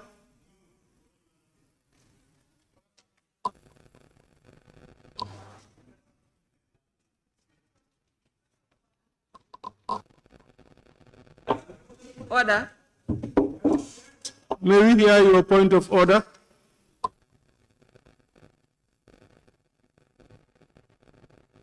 Honorable Member for Banjul South, may we hear your point of order? Point of order 100, Mr. Speaker. Minister's reply. With your permission, I can read. It says, within 30 days of a resolution of the Assembly or adoption of any report of a committee, the minister under whose portfolio the matter raised in the report or contained in the assurances or resolution fall shall provide a reply to the Assembly. 2, a minister who fails to submit a report under this standing order shall be deemed to be contempt of the Assembly within the meaning of section 75(6) of the Constitution, misconduct in office as amended. Honorable Speaker, I think we should take... No. You don't explain. You raised a point of order. Thank you. And I don't know what is the basis of your point of order. You may want to take the floor and then do your presentation, but a point of order means something is out of order. Mr. Speaker, it is out of order that we call the ministers to come and respond and they do not come. That is not a point of order. It is a point of order. It is in the... Honorable, if I call a minister and the minister is not present, and you members want to invoke certain clauses of the either standing orders or the constitution, it's not a point of order. You just raise your tag, you contribute. Say, Minister so-and-so is not here, or this and that, because we should be able to do A, B, and C. But that has nothing to do with a point of order. We have not done anything that is out of the, nothing has happened. So if you want to contribute, after I have called the minister, you can make a contribution or make an observation or do something that we will listen to and members will hear and we work. But if you tell me a point of order, I will either rule it in or out. And there is nothing that went wrong.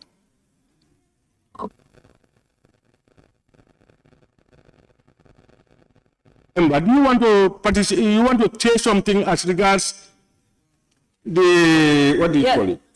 Yes, yes. The report of the National Assembly Select Committee on the listings. Yes, I want to make a contribution. Yes, yes. Mr. Speaker, we have these ministers, the Minister for Environment, Climate Change and Natural Resources, the Honorable Minister for Health, and the Honorable Minister for Lands and Regional Government, who are not here. And I think, and it falls under that clause, contempt of the Assembly. And I think it is about time that we take action to ensure that honorable ministers do answer to the National Assembly. Thank you.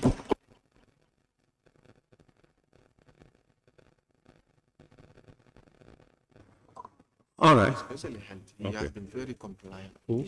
Health. Health. Yeah, he has been very consistent.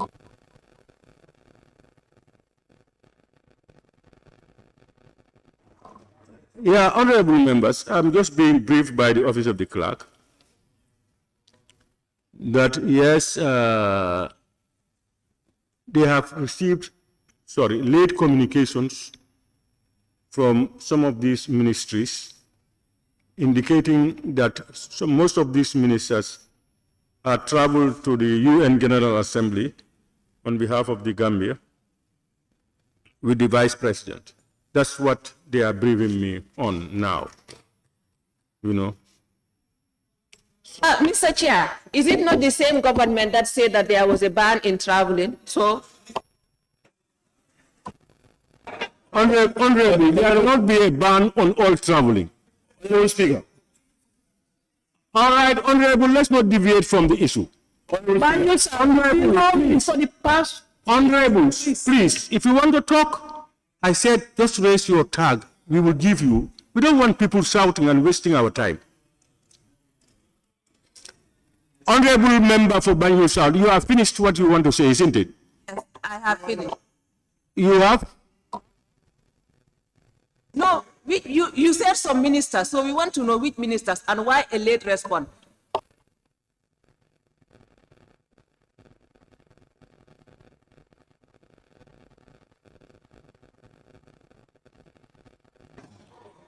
I don't know whether I'm in a position to answer that question. No, because why they gave a late response? It's an information that is given to me by the Office of the Clerk, and I have just disseminated the information for you people to understand. I cannot answer those questions, but you have said what you want to say, honorable members. Any other comments on, somebody wants to say something? Yes, honorable Minority Leader and Member for Brikama North. thank you very much, Honorable Speaker. To add my voice to the concern raised by the Honorable Member for Banjul South, one can understand the importance of the delegation to attend the UN General Assembly. However, I want to believe that to get a read communication to the August Assembly, for that, I think is something that one cannot take that as genuine excuse.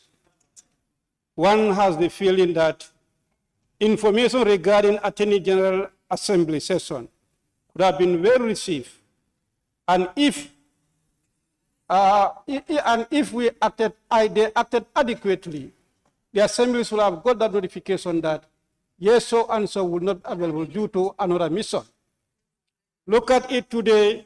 If we had known much earlier, it could have been avoided how we loaded the other paper today with those ministers that were supposed to appear. For future, such kind of things should be avoided.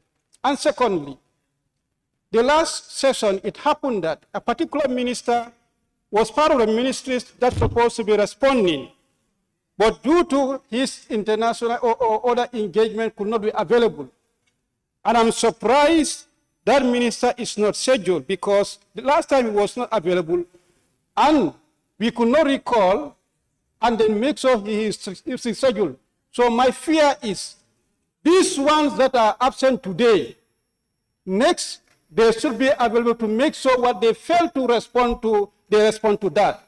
I can be very specific that the Ministry of Youth and Sports, the other time he was also among the ministers who were supposed to appear, due to his engagement, did not appear, and now he's not part of those schedules to make response to the report that he could not report to the last session. So the ones that are not coming, please table office.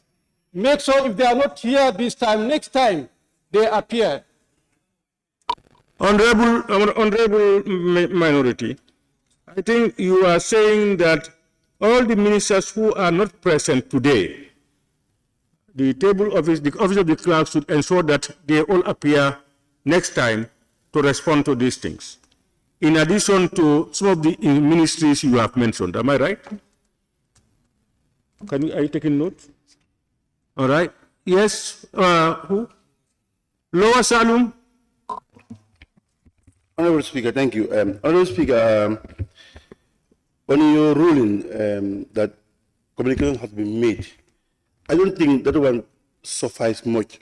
We want to see the communication of those ministers who travel, because Honorable Speaker, there are ministers who are here. You understand? Now tell us now, or you give us the communication there. How do you communicate it? We want to know, because it cannot be business as usual, Honorable Speaker. Here you make a strong warning for members when ministers are sitting down there, because we must take our position as National Assembly members. What I said, if they cannot make it right, we should make it right, because we are representing people. We want to know, we want to see the communication of these ministers, Honorable Speaker, who travel to UN General Assembly and who are here. Then we make our decisions.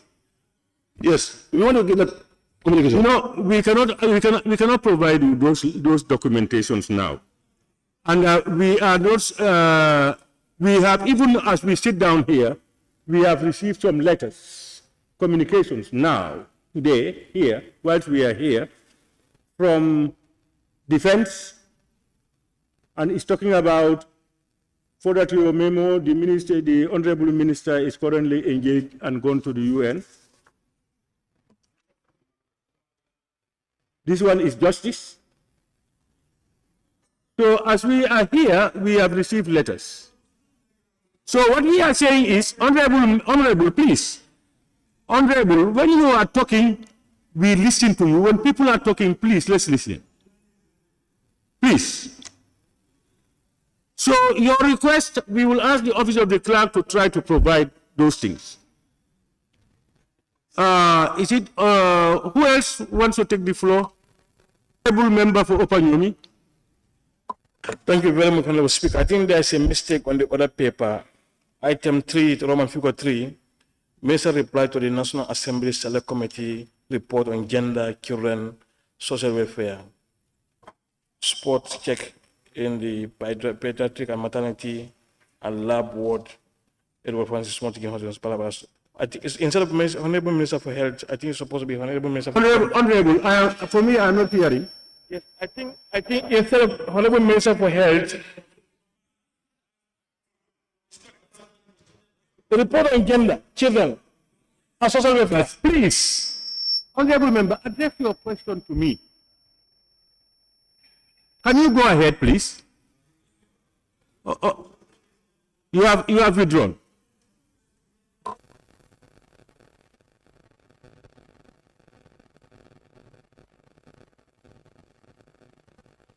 Honorable Member for Yanija. Yes, thank you very much. I think Just to help my honorable colleague, I think it's definitely for the Minister for Health because it's in his portfolio for hospitals and so on. But Honorable Speaker, what I'm interested to know is who have sent in a communication, because I hear you talking about justice and defense. What about the others? We want to know who have definitely communicated formally to your office and who is available. We want to know so that we do know something. I've just responded to that. I said these ones just found us here. The office of the clerk, I said they will go and look into the files and then try to make you know what this thing is. Find excuses for them. And we should know the ones that are here too. Honorable, is it shout, Banjul? Are you the one shouting? I don't like people shouting, Honorable. Please. Yes or yes, member for Banjul shout. Honorable Speaker, what I'm saying is that we have been told that some of these ministers are actually not even at the UNGA. So why are they not here? So we should call and confirm, take a decision and confirm. Those that have sent, fine, they have sent. But Minister of Justice, like you've mentioned that he sent an excuse, is not even on the agenda. So why are those people? Yes.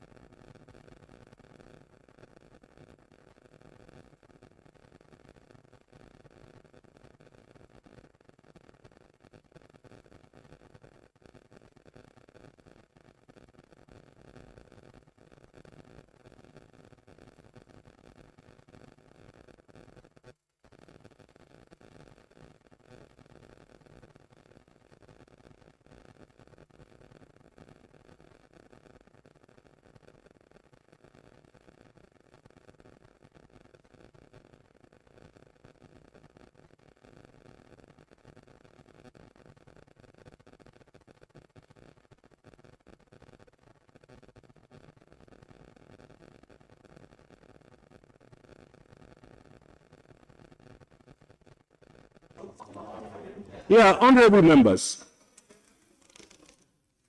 I have earlier said in the previous deliberations that we definitely want this institution to be respected.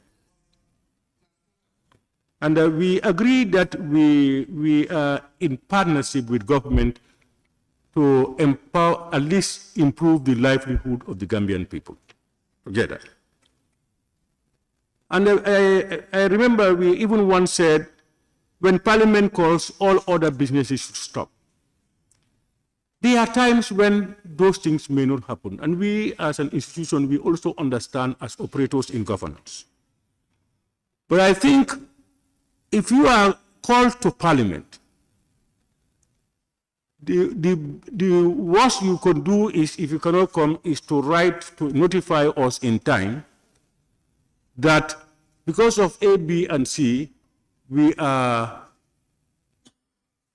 looking for to be granted to be able to, or we have traveled.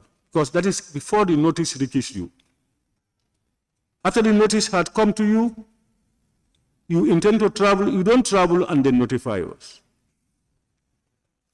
But as the situation is, what I want us to do is to the office of the clerk and my office to engage the relevant institutions and government on this particular issue of absence for an assembly when you are called for. Otherwise, we will just direct that the clerk goes to look at all the letters that must have come from the various ministries and look at those relevant to this, those who are listed here on the other paper, And if there are, let him make copies for honorable members. Who is saying no? Huh? You know, honorable member for Lower Sal. Honorable member for Lower Sal. Please, let's give each other due respect. Please, that's my last appeal to you. Please. Honorable members, otherwise, you can put up whatever you want to put up, a motion or whatever. If you agree to whatever, that's what the assembly will abide by. That is the situation we have. If you want to rely on that, I will work it out with the office of the clerk, and we will try to put a halt to this and find a solution as soon as possible. If you think otherwise, or you have something better, please, you can take the floor.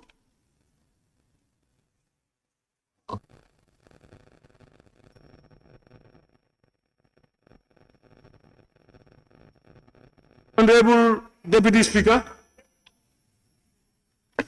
Honorable Speaker, I think following concern by members and your submission that the objective why members raise this issue is so that they don't drag the business of the assembly. And some of them maybe they are first-time offenders, and some of them have always been answering to the call of Parliament, especially the Minister of Health. Now that it's come to light of our concern, because they are responsible to Parliament, we can instruct the office of the clerk to write to them and inform them and probably warn them so that next time then they will appear. We are just appealing to some of the members. We leave it as it is now, and yes, no, we have sent the signal already. We have sent the message. And then maybe there must have been some time also. There's always some time communication breakdown between table office and the ministries. Informations are not related on time. But I'm going to come on, don't talk, please. But at this instant, I appeal that we lay this thing to rest and allow the office of the Speaker and the clerk to take charge. Thank you. Honorable members, it's none of our wish to be seen to be ridiculed. We have all the time been trying to maintain the integrity of this institution. We are here representing the Gambian people. And that's why the Constitution provides that the executive being accountable to Parliament. When it comes to accountability, it takes precedence over all other things. So that we have noted. And I think we should be able to put in place a mechanism to ensure a non-recurrence. If there is a recurrence of it, then Parliament will invoke whatever provisions we have on the people concerned. Yes, Woolley East. Order, order. Thank you very much, Honorable Speaker. Honorable Speaker, I could remember we took a position on this type of thing in the 5th Assembly until we suspend the bills that come from the Minister of Justice. But that did not help us much because it delayed our work as well. So as you said, I believe we need to look at this thing properly, come up with a mechanism to ensure that they are properly informed and the reprimand is also clearly stated what we are going to do. I think that is something that we should come up with. Thank you. Thank you very much. Honorable Member for Banjul South. Thank you very much. I think I would go for warning them, but also next time, because there is a provision that a minister can stand up for them, because we don't want the business of the assembly to be delayed. They can assign other ministers that are here to stand in for them and answer to those questions, because it should be a statement so they can read it on their behalf. But notwithstanding, we shouldn't just take it lightly. I think we should send them a final warning and give them an option, because the Honorable Minister for Health is always here with us. And also, I've just heard some of my colleagues mention that some of these ministers are in town. So we need to ascertain which one of them are in town and are not answering to the August Assembly. But I can be sure that if the Honorable Minister of Health was around, I think he would have been here, because at times, even if he's not meant to be here, he's always here. I'm not giving brief for him, but I'm just being... Honorable members, as I said, I think that's the feeling of most members. No member is happy to call honorable ministers to come and they will not come. Nobody gets happy with that. I want to believe that my office and the office of the clerk should be able to at least improve the situation. But where it couldn't improve, Parliament reserved the right to invoke either the standing orders or the constitutions and go by it to make sure that it improves. So I hope members will trust that we will try to do something. We will make a write-up to all the relevant ministries, express our concerns, especially for those who have not notified the Assembly when they are to appear before the Assembly today.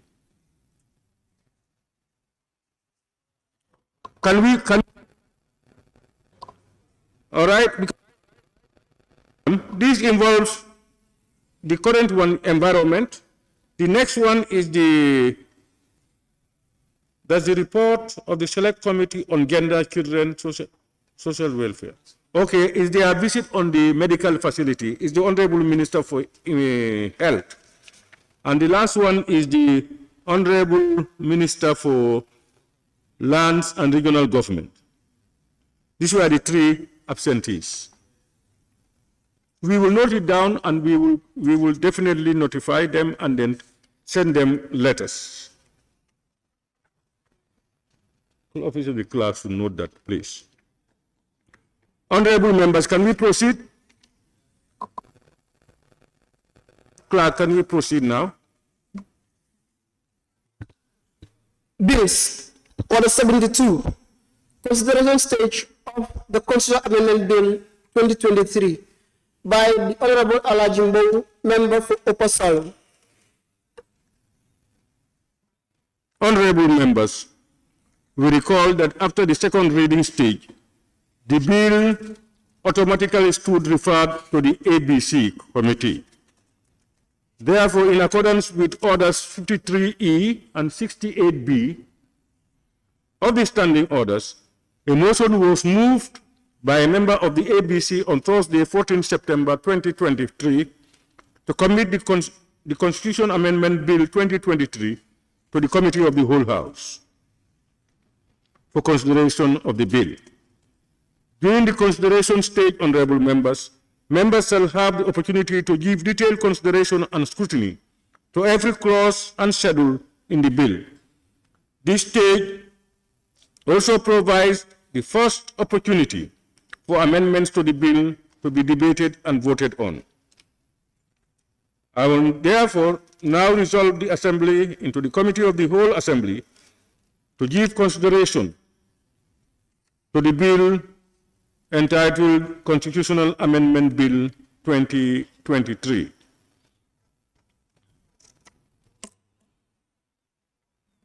The Assembly now resolves into the Committee of the Whole Assembly.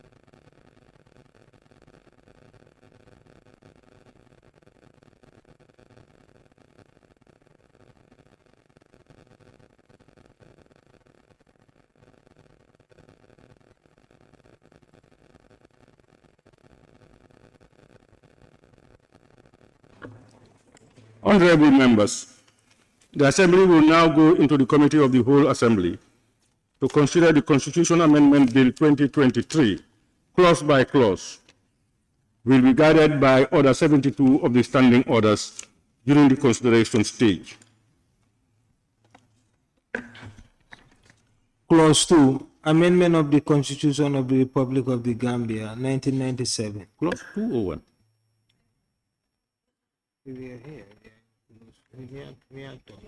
No.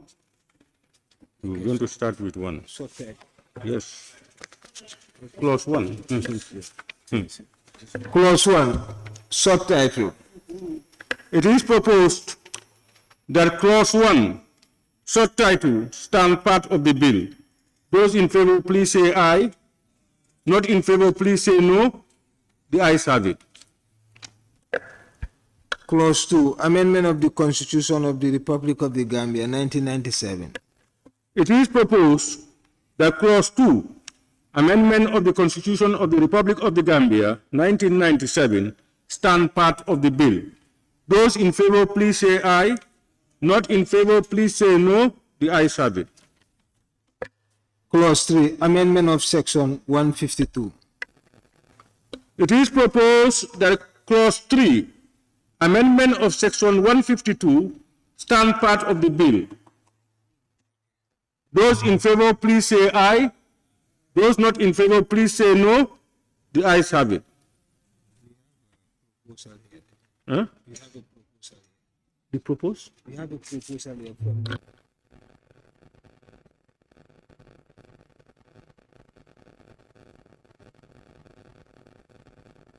It was almost going to be late. There is a proposal here for possible addition. Can the honorable member for Banjul, can you lead us to what your request is? Thank you. Mr. Chair, to add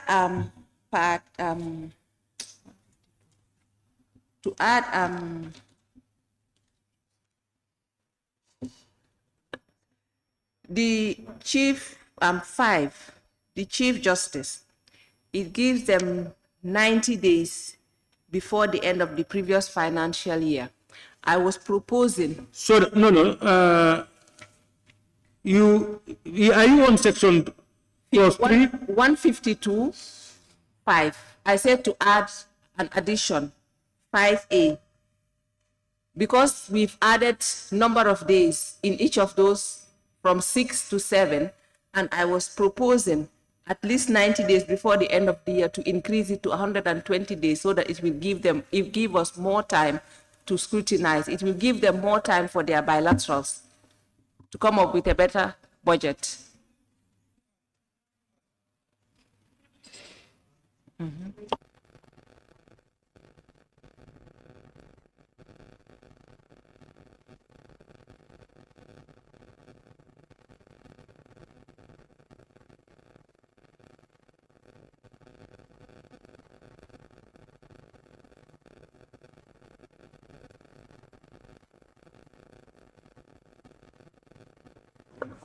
Our proposal is, the bill seeks to amend section 152 of the 1997 Constitution.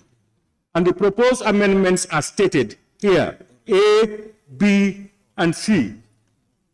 I think she is proposing that we add another one, that is to amend section 150, the same section, subsection 5. I think that's our proposal. If you read, the Chief Justice and any other authority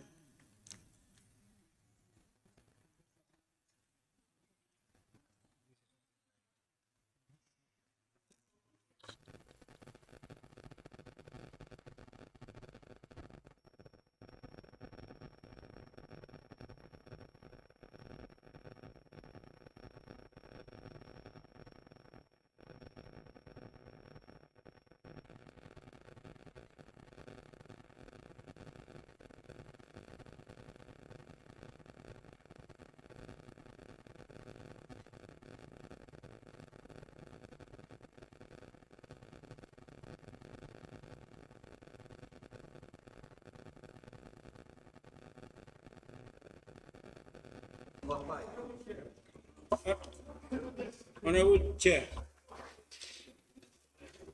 Apply. Honorable Minority. I'm saying the amendment that is presented by the mover is limiting to 152, 3, well, 152.5. That one is not part of the amendment. No, it's not 152 in general. Specific sections of 152 are requested to be amended. Honorable Minority, I think you are right. Specific subsections of 152 are requested to be amended. So if they don't fall part of that, we cannot include that to be part of the amendment. It's only the mover who can do that, and it's not within his request. It has to be gazetted because he made proposals for amendments to the Constitution and gazetted it. The ones that have not been proposed for amendment are not gazetted. It may not be legal that we try to amend it. But what the honorable member was trying to say is, independent institutions like the judiciary, National Assembly, etc., they have 3 months to submit their budget to the president, that is judiciary. She is saying we extend it to, I don't know, 6 months, am I right? 4 months. No, agreement. Honorable Chair. Honorable, let's not argue about that.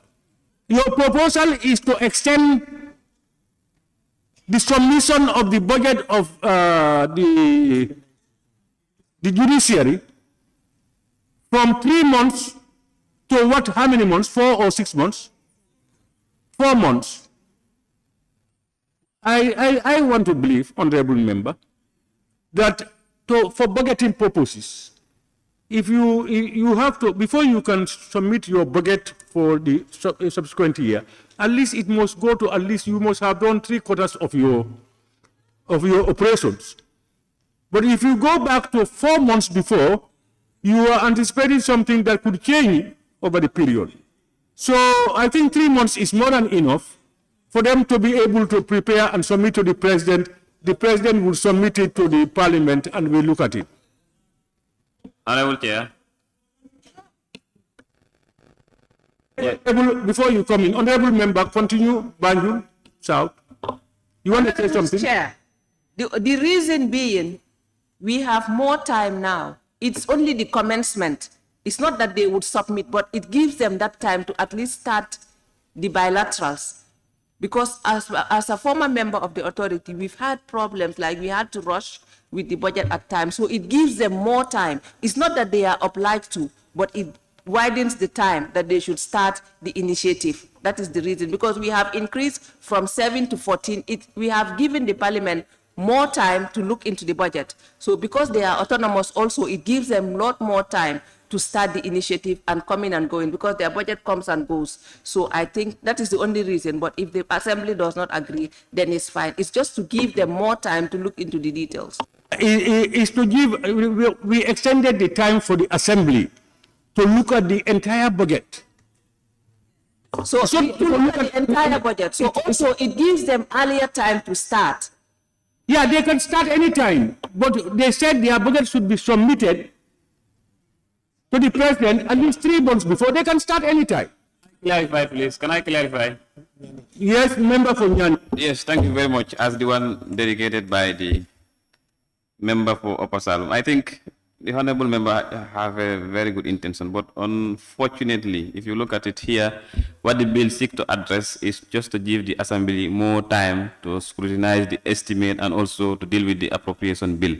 And then I think what she is referring to here is for the Chief Justice or the judiciary to submit their estimate to the president. And this will be incorporated in the draft estimate of expenditure and revenue, which will be submitted if this amendment passes, at least as stipulated by the amendment, And I think that will suffice. It's a good one, but I think let us just limit it to the submitted amendment by the honorable member.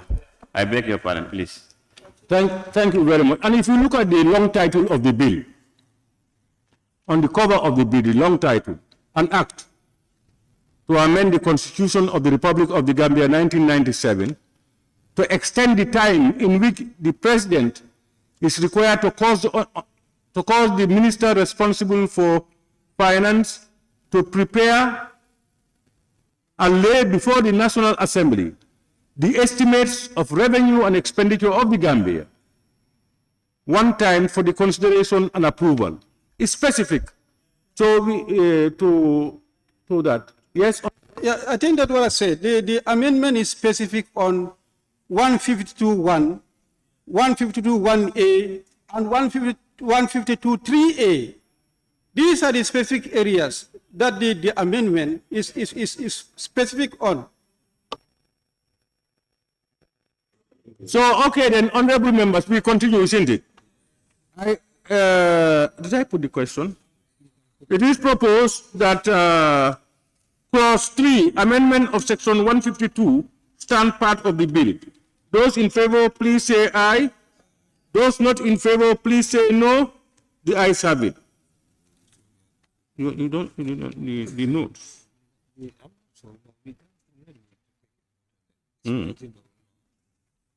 don't need to, because this is a requirement. No bill will be looked into without the mandatory. Without the...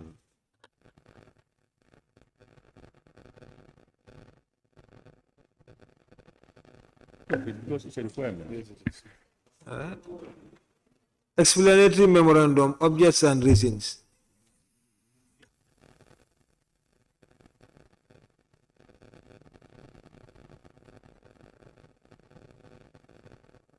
So, honorable members, I think we can now move to the assembly now. Yes.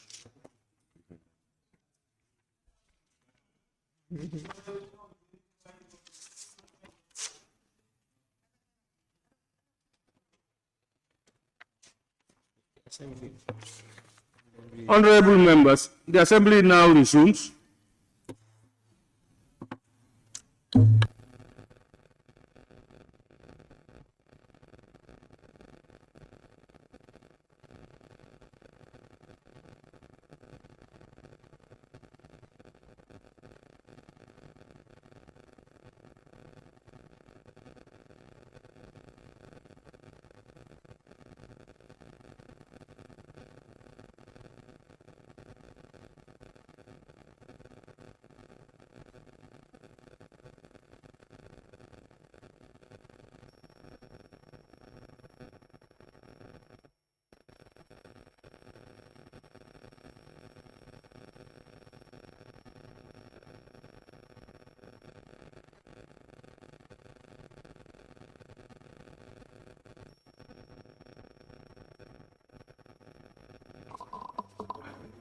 Honorable members, the assembly now resumes. I now invite the person in charge of the bill to move the report of the committee of the whole assembly. Honorable member for Nyani. Thank you very much, Honorable Speaker. I report that the bill entitled Constitutional Amendment Bill 2023, having gone through the committee of the whole assembly without amendments, I move that the report be adopted. Thank you. Thank you. Any seconder? Honorable member for Woodley East. Thank you very much, Honorable Speaker. I rise to move second the motion. Thank you. Honorable members, it has been moved and seconded the report of the whole assembly on the Constitutional Amendment Bill 2023 without amendments be adopted. Those in favor, please say aye. Those not in favor, please say no. The ayes have it.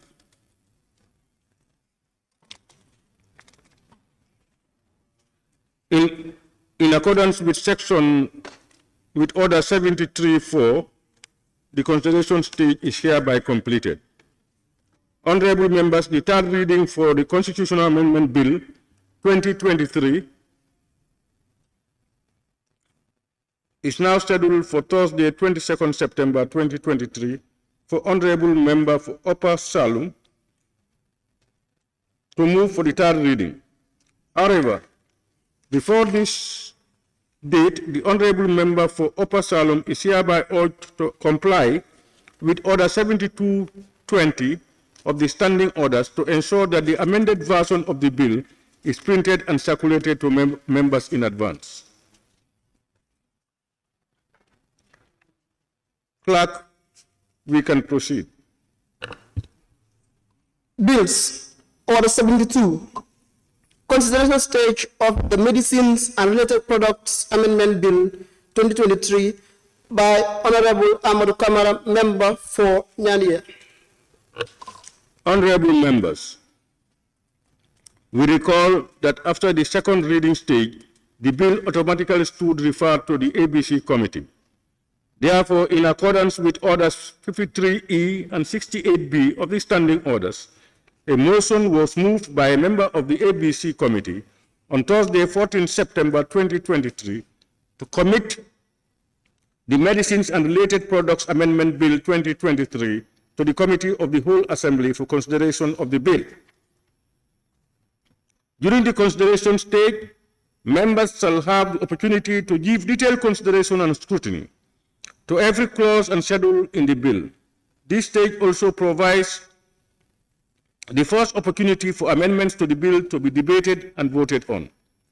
I will therefore now resolve the Assembly into the Committee of the Whole Assembly to give consideration to the bill, that is the Medicines and Related Products Amendment Bill 2023. The Assembly now resolves into the Committee of the Whole Assembly.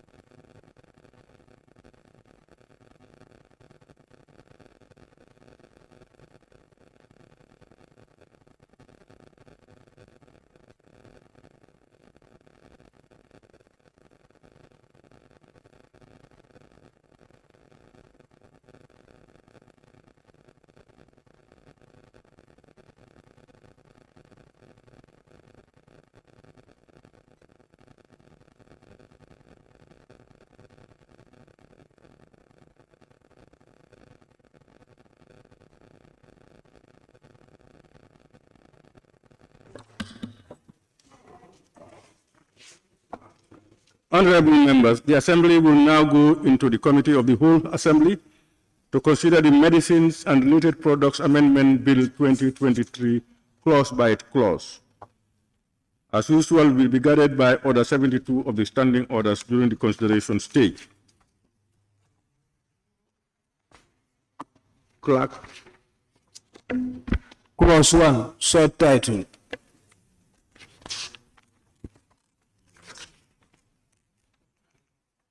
It is proposed that clause 1, subtitle, stand part of the bill. Those in favor, please say aye. Those not in favor, please say no. The ayes have it. Clause 2, amendment of the Medicines and Related Products Act 2014. It is proposed that clause 2, amendment of the Medicines and Related Products Act 2014, stand part of the bill. Those in favor, please say aye. Those not in favor, please say no. The ayes have it. Clause 3, amendment of section 26. We have proposal. You have proposals for... Yes, I have a proposal before you. Yes, who? Honorable Member for Nyanija. Thank you very much, Honorable Chair. As set out, and then I think something was circulated to all members, I am proposing for an amendment to clause 3, that is the second paragraph, where it reads, subsection 5, notwithstanding so subsection 4, the agency may adopt a mechanism other than registration permitting a person to import, distribute, sell, or exhibit for sale any medicines or related product manufactured or produced in the United Kingdom, United States of America, or a country in the European Union. So I am proposing for change on that clause, and it will read as, notwithstanding so subsection 4, the agency may adopt a procedure other than registration permitting a person to import, distribute, sell, supply, or exhibit for sale any medicines or related product manufactured or produced in a country the agency considers to have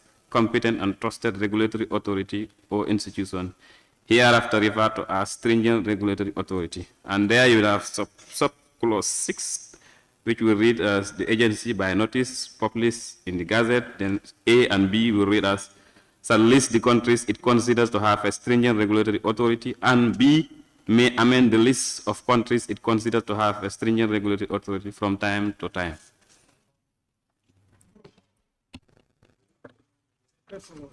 Honorable members, you have all got the proposed amendment, and you are all in agreement.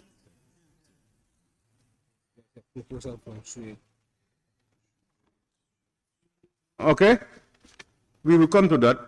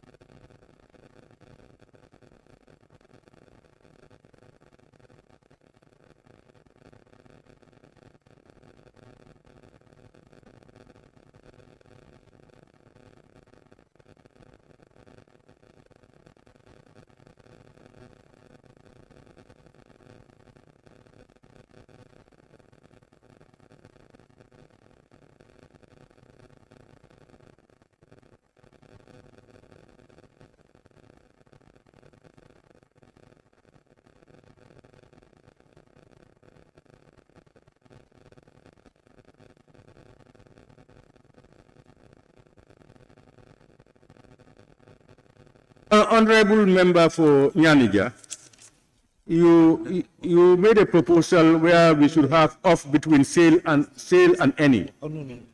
That would give it a different language. That's not Nyanija. Huh? That's not for. Sabak Sanjal. Okay, sorry, Sabak Sanjal. That will make a different meaning to the whole thing. It is correct as it is, just that we may try to look out and put a comma just before any. What is the other proposal? It's on the same thing. Yes, on the same thing. But And what is he saying?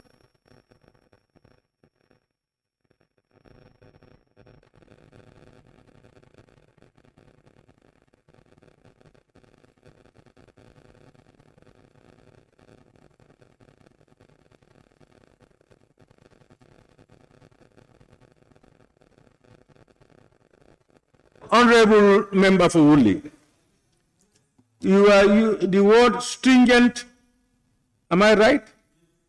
What, instead of stringent, can you spell the first one that you are talking about? Where is it introduced? it's in the body. Stringent.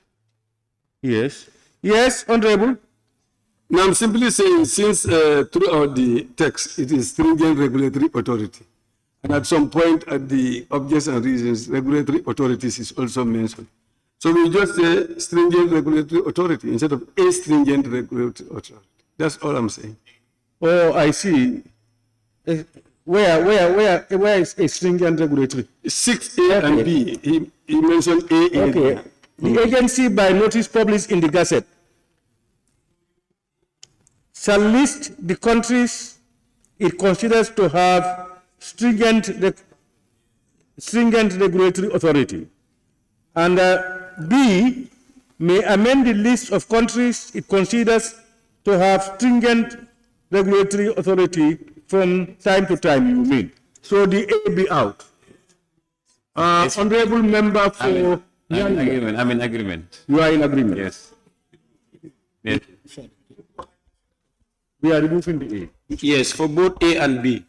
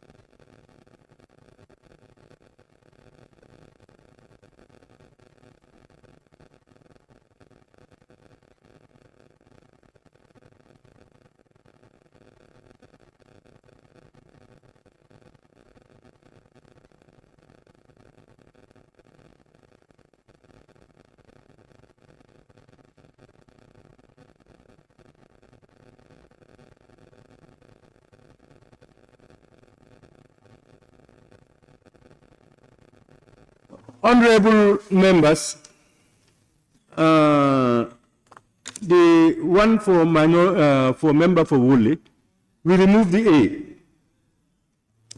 Honorable members, if you look at the proposed amendment, that's number 6. The agency by notice published in the Gazette, A, shall list the countries it considers to have stringent regulatory authority. A, stringent, be removed. A, be removed. Stringent regulatory. And then B, may amend the list of countries it considers to have A, stringent, remove the A, to have stringent regulatory authorities. The 2 A's are removed. Honorable members, it is proposed that clause 3 stand part of the bill as amended. Those in favor, please say aye. Aye. Not in favor, please say no. The ayes have it.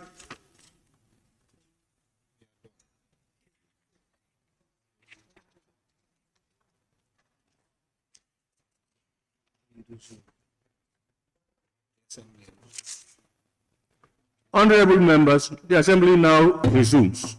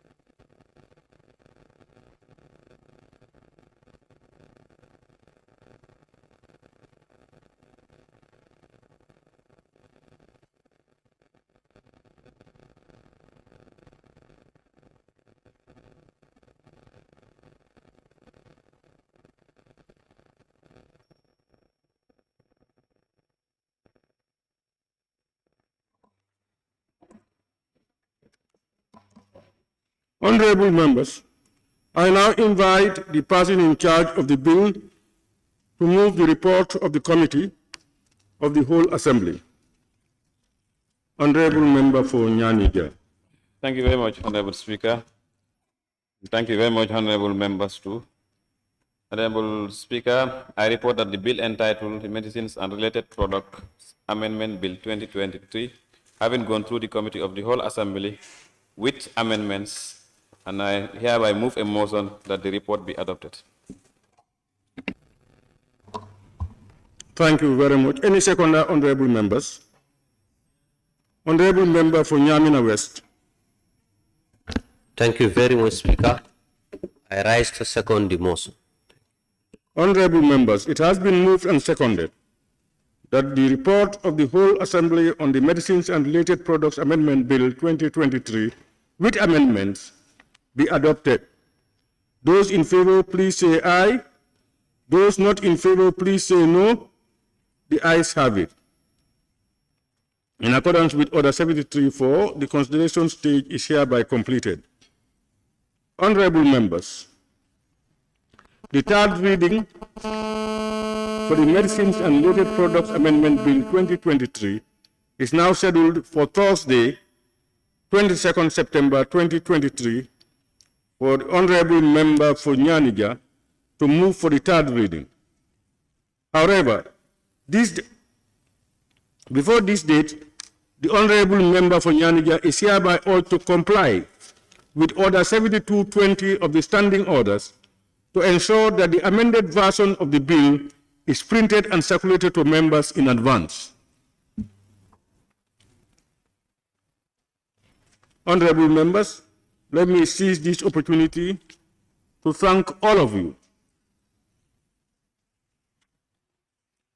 for your valuable contributions during this sitting and for sparing time to be with us all the time. On that note, I want to also thank the clerk and the Assembly Service for their support.